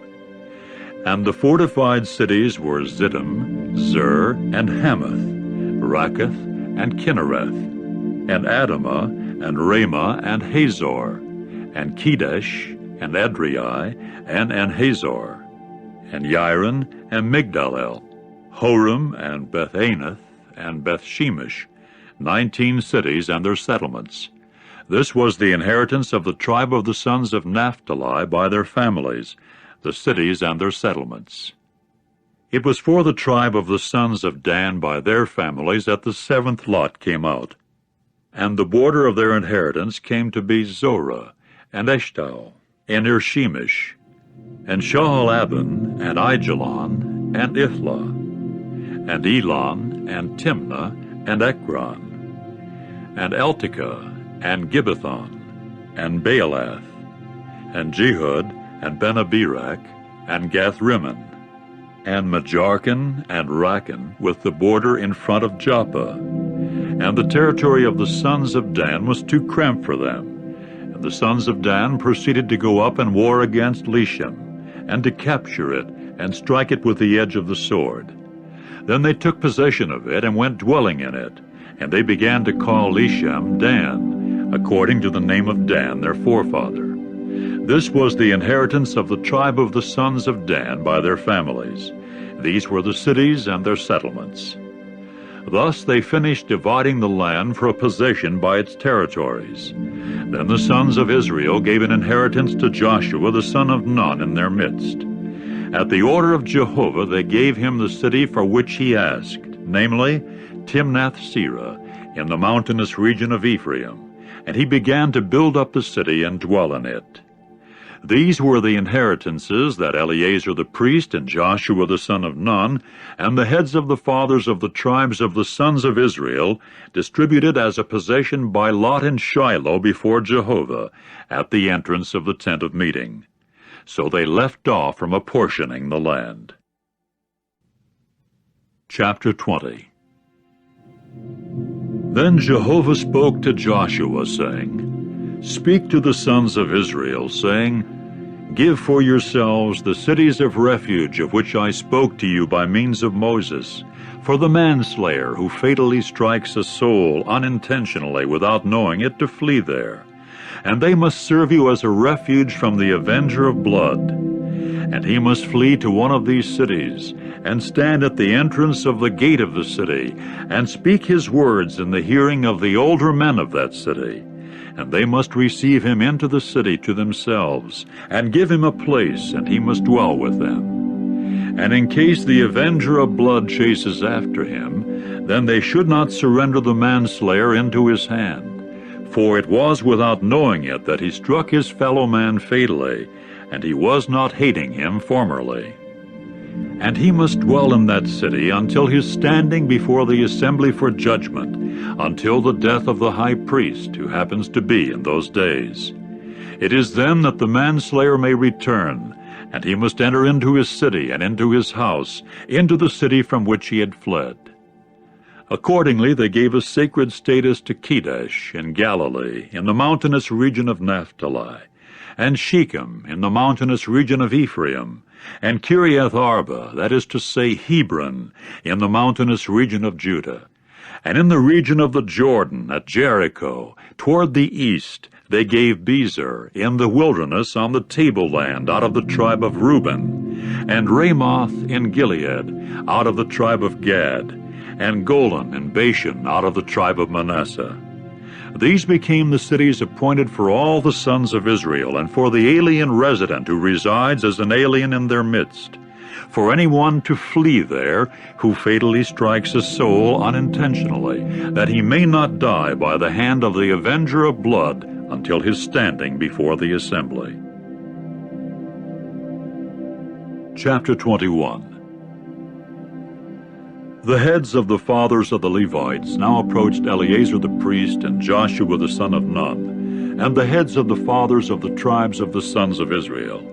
And they proceeded to speak to them in Shiloh in the land of Canaan, saying, Jehovah by means of Moses commanded cities to be given us in which to dwell, together with their pasture grounds for our domestic animals.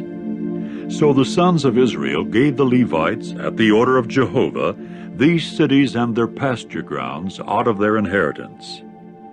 Then the lot came out for the families of the Kohathites, and 13 cities came to belong to the sons of Aaron the priest, of the Levites, by lot, out of the tribe of Judah, and out of the tribe of the Simeonites, and out of the tribe of Benjamin.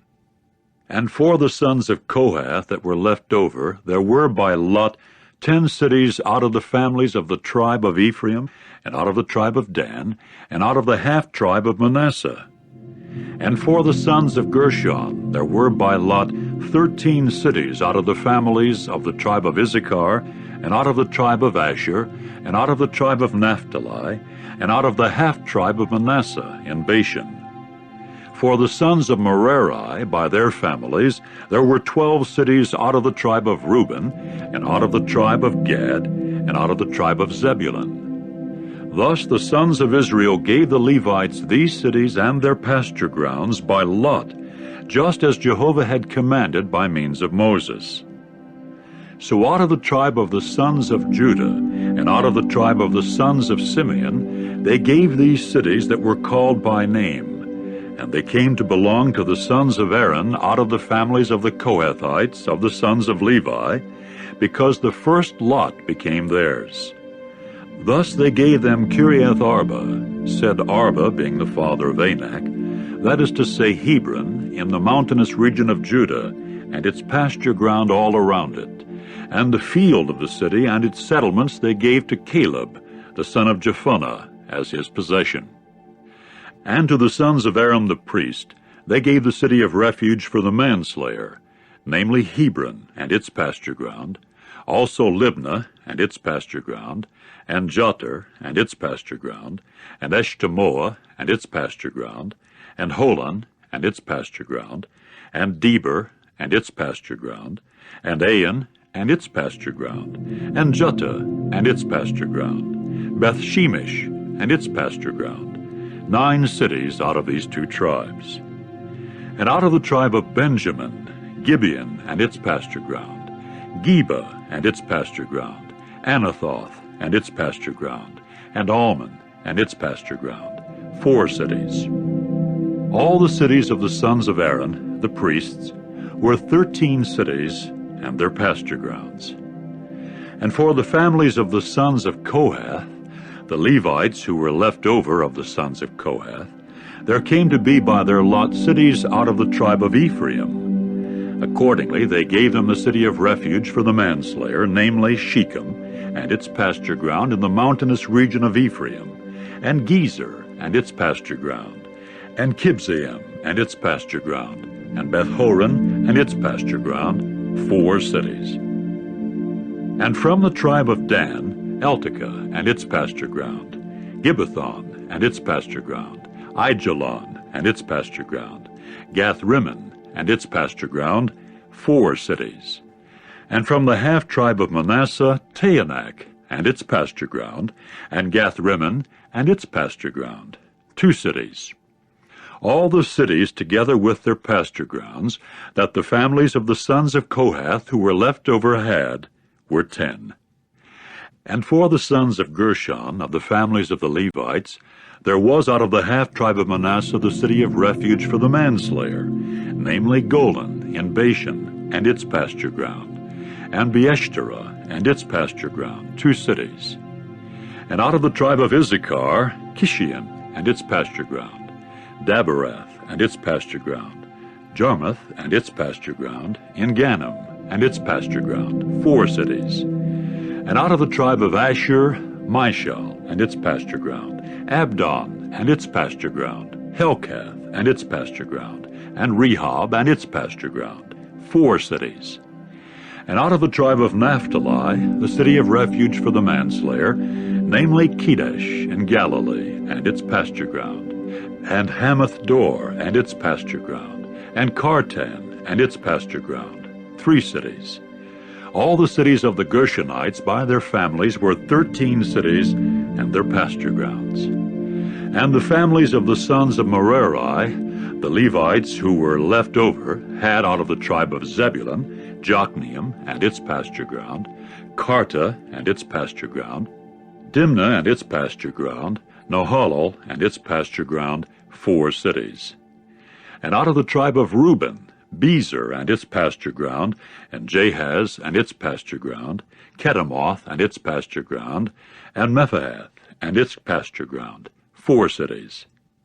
And out of the tribe of Gad, the city of refuge for the manslayer, namely Ramoth and Gilead and its pasture ground, and Mahanaim and its pasture ground, Heshbon and its pasture ground, Jazer and its pasture ground, all the cities being 4. All the cities that came to belong to the sons of Merari by their families who were left over from the families of the Levites were, as their lot, 12 cities. All the cities of the Levites in the midst of the possession of the sons of Israel were 48 cities together with their pasture grounds. These cities came to be each a city together with its pasture ground all around it, thus as to all these cities. So Jehovah gave Israel all the land that he had sworn to give to their forefathers, and they proceeded to take possession of it and to dwell in it. Furthermore, Jehovah gave them rest all around, according to everything that he had sworn to their forefathers. and not one of all their enemies stood before them. All their enemies Jehovah gave into their hand. Not a promised field out of all the good promise that Jehovah had made to the house of Israel. It all came true. Chapter 22. At that time Joshua proceeded to call the Reubenites and the Gadites and the half-tribe of Manasseh, and to say to them, For your part, you have kept all that Moses the servant of Jehovah commanded you, and you were obedient to my voice in all that I have commanded you. You have not left your brothers these many days down to this day, and you have kept the obligation of the commandment of Jehovah your God. And now Jehovah your God has given your brothers rest, just as he promised them. So now turn and go your way to your tents in the land of your possession, which Moses the servant of Jehovah gave you on the other side of the Jordan. Only be very careful to carry out the commandment and the law that Moses the servant of Jehovah commanded you, by loving Jehovah your God, and by walking in all his ways, and by keeping his commandments, and by cleaving to him, and by serving him with all your heart and with all your soul. With that Joshua blessed them, and sent them away that they might go to their tents. And to the half-tribe of Manasseh Moses had made a gift in Bashan, and to the other half of it Joshua made a gift with their brothers on the side of the Jordan to the west. So too, when Joshua sent them away to their tents, he proceeded to bless them, and he went on to say to them, Return to your tents with many riches, and with very much livestock, with silver and gold and copper and iron, and garments in very great quantity. Take your share of the spoil of your enemies, together with your brothers. After that the sons of Reuben and the sons of Gad, and the half-tribe of Manasseh, returned and went away from the other sons of Israel, from Shiloh, which is in the land of Canaan, so as to go to the land of Gilead, to the land of their possession, in which they had been settled at the order of Jehovah by means of Moses.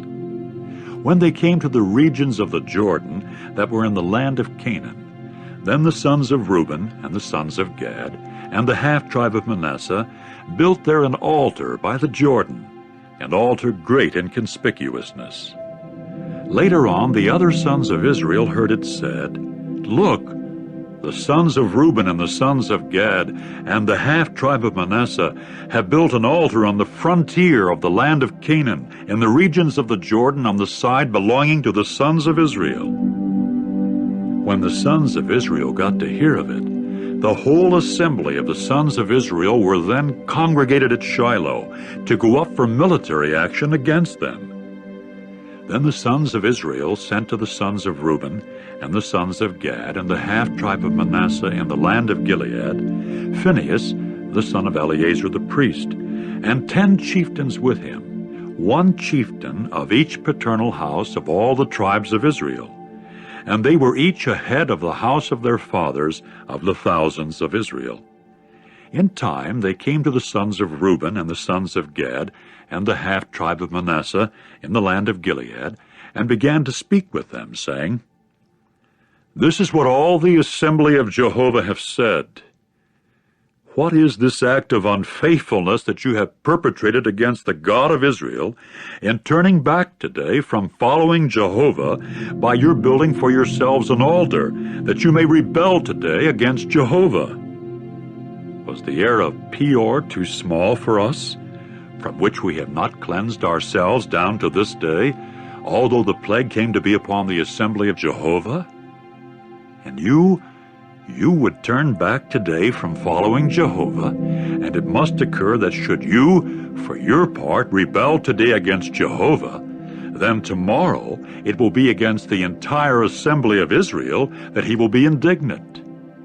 Now if it is indeed that the land of your possession is unclean, make your way across to the land of Jehovah's possession, where the tabernacle of Jehovah has resided, and get settled in our midst.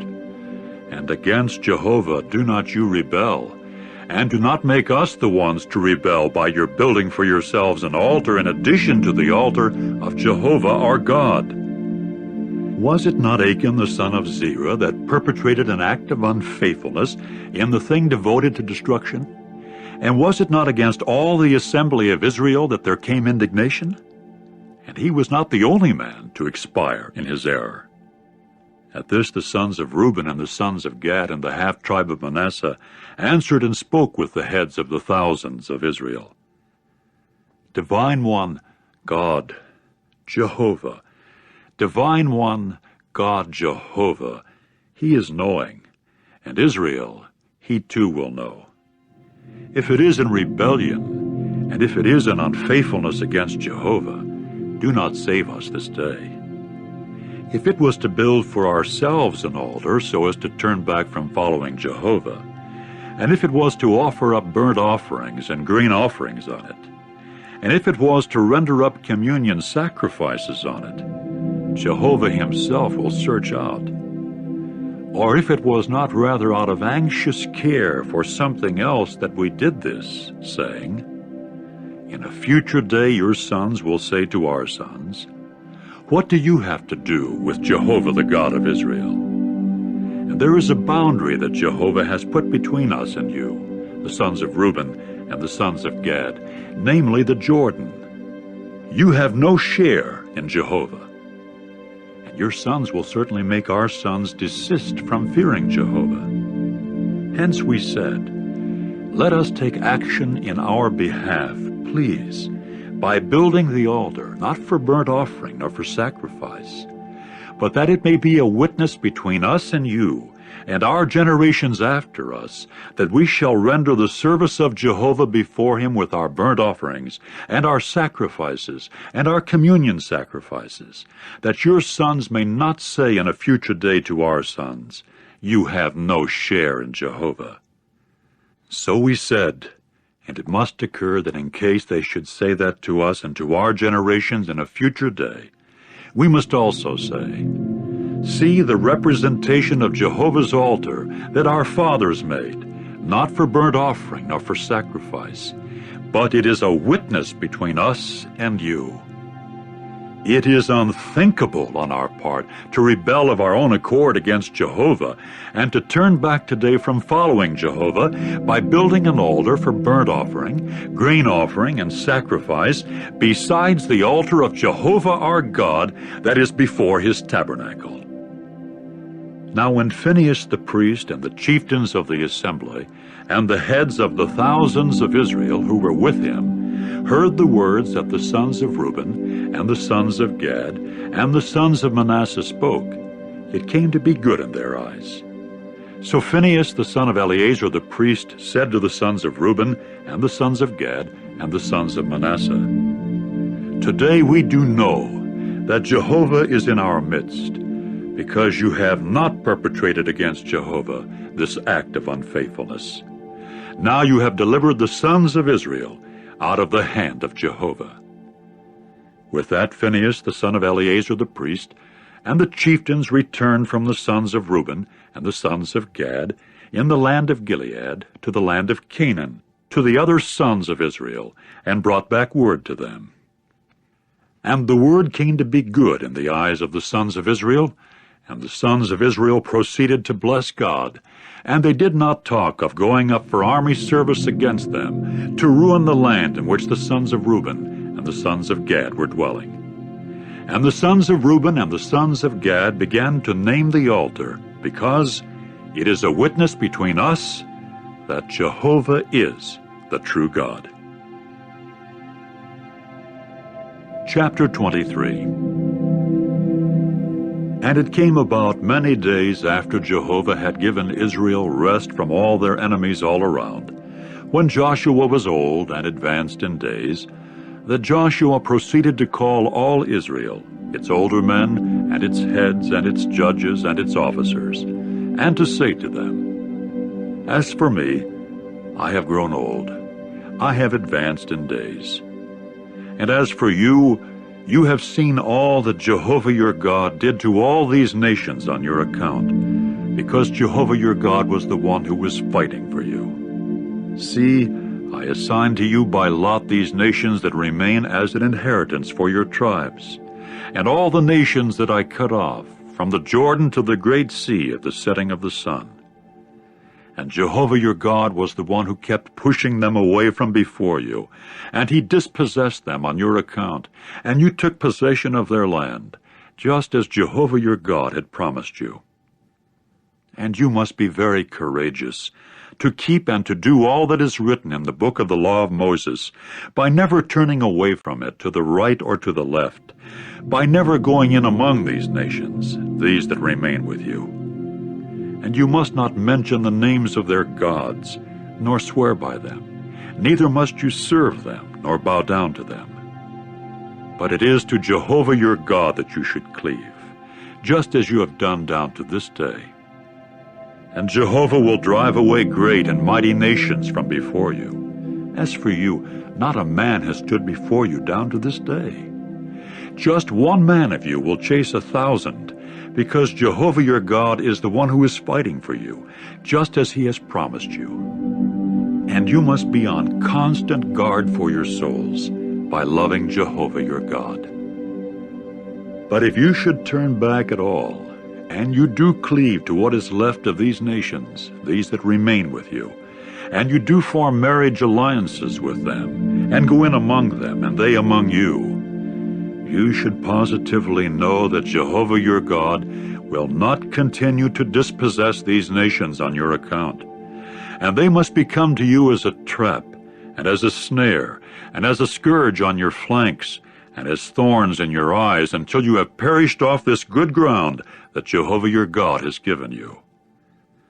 Now look, I am going today in the way of all the earth, and you well know with all your hearts and with all your souls that not one word out of all the good words that Jehovah your God has spoken to you has failed.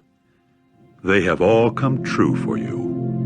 Not one word of them has failed. And it must occur that just as all the good word that Jehovah your God has spoken to you has come upon you, so Jehovah will bring upon you all the evil word until he has annihilated you from off this good ground that Jehovah your God has given you, because of your overstepping the covenant of Jehovah your God that he commanded you, and because you have gone and served other gods and bowed down to them. And Jehovah's anger will certainly blaze against you, and you will certainly perish in a hurry from off the good land that he has given you. Chapter 24. And Joshua proceeded to assemble all the tribes of Israel together at Shechem, and to call the older men of Israel, and its heads, and its judges, and its officers. And they went taking their stand before the true God. And Joshua went on to say to all the people, "This is what Jehovah the God of Israel has said. It was on the other side of the river that your forefathers dwelt a long time ago, Terah, the father of Abraham and the father of Nahor, and they used to serve other gods.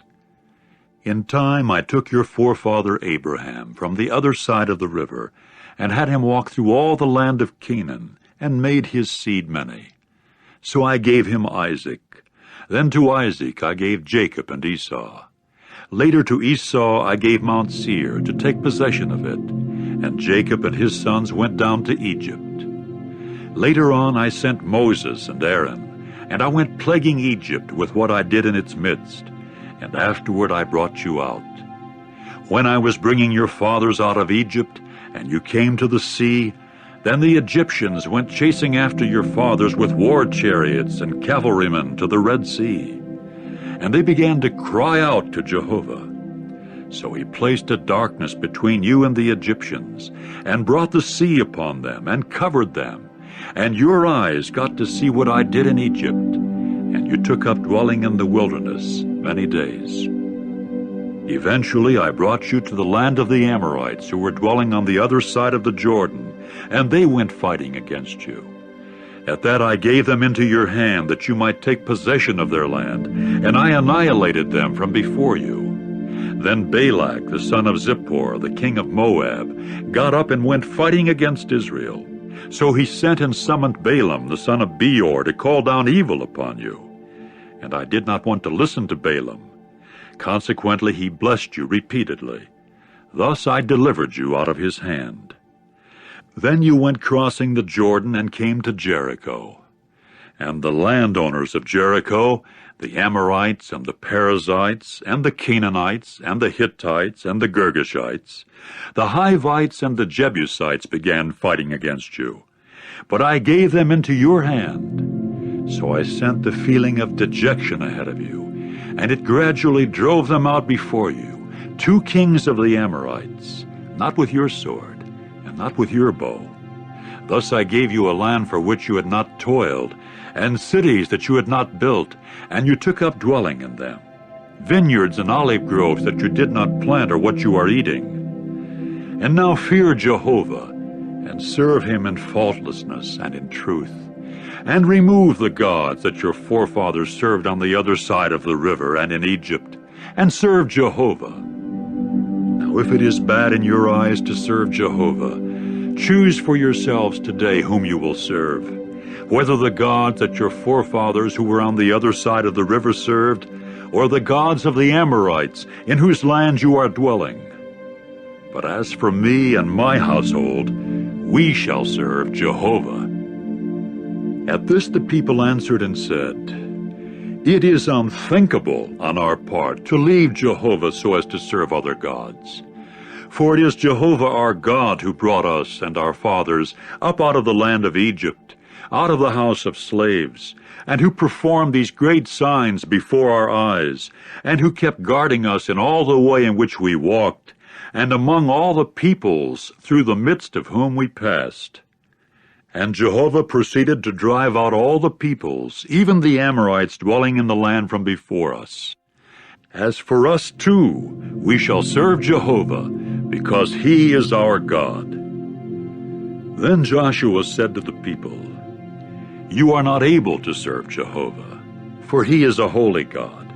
He is a God exacting exclusive devotion. He will not pardon your revolting and your sins. In case you should leave Jehovah, and you do serve foreign gods, he also will certainly turn back and do you injury, and exterminate you after he has done you good." In turn the people said to Joshua, "No, but Jehovah we shall serve." At this Joshua said to the people, "You are witnesses against yourselves that you of your own accord have chosen Jehovah for yourselves to serve him." To this they said, "We are witnesses. And now remove the foreign gods that are among you, and incline your hearts to Jehovah the God of Israel." In turn the people said to Joshua, "Jehovah our God we shall serve, and to his voice we shall listen." And Joshua proceeded to conclude a covenant with the people on that day, and to constitute for them a regulation and judicial decision in Shechem. Then Joshua wrote these words in the book of God's law, and took a great stone, and set it up there under the massive tree that is by the sanctuary of Jehovah. And Joshua went on to say to all the people, "Look, this stone is what will serve as a witness against us, because it has itself heard all the sayings of Jehovah that he has spoken with us, and it must serve as a witness against you, that you may not deny your God." With that Joshua sent the people away, each one to his inheritance. And it came about that after these things Joshua the son of Nun, the servant of Jehovah, gradually died at the age of 110 years. So they buried him in the territory of his inheritance in Timnath-Serah, which is in the mountainous region of Ephraim, north of Mount Gaash. And Israel continued to serve Jehovah all the days of Joshua, and all the days of the older men who extended their days after Joshua, and who had known all the work of Jehovah that he did for Israel. And Joseph's bones, which the sons of Israel had brought up out of Egypt, they buried in Shechem, in the tract of the field that Jacob had acquired from the sons of Hamor, Shechem's father, for 100 pieces of money. And it came to belong to the sons of Joseph as an inheritance. Also Eleazar the son of Aaron died. So they buried him in the hill of Phinehas, his son, which he had given him in the mountainous region of Ephraim.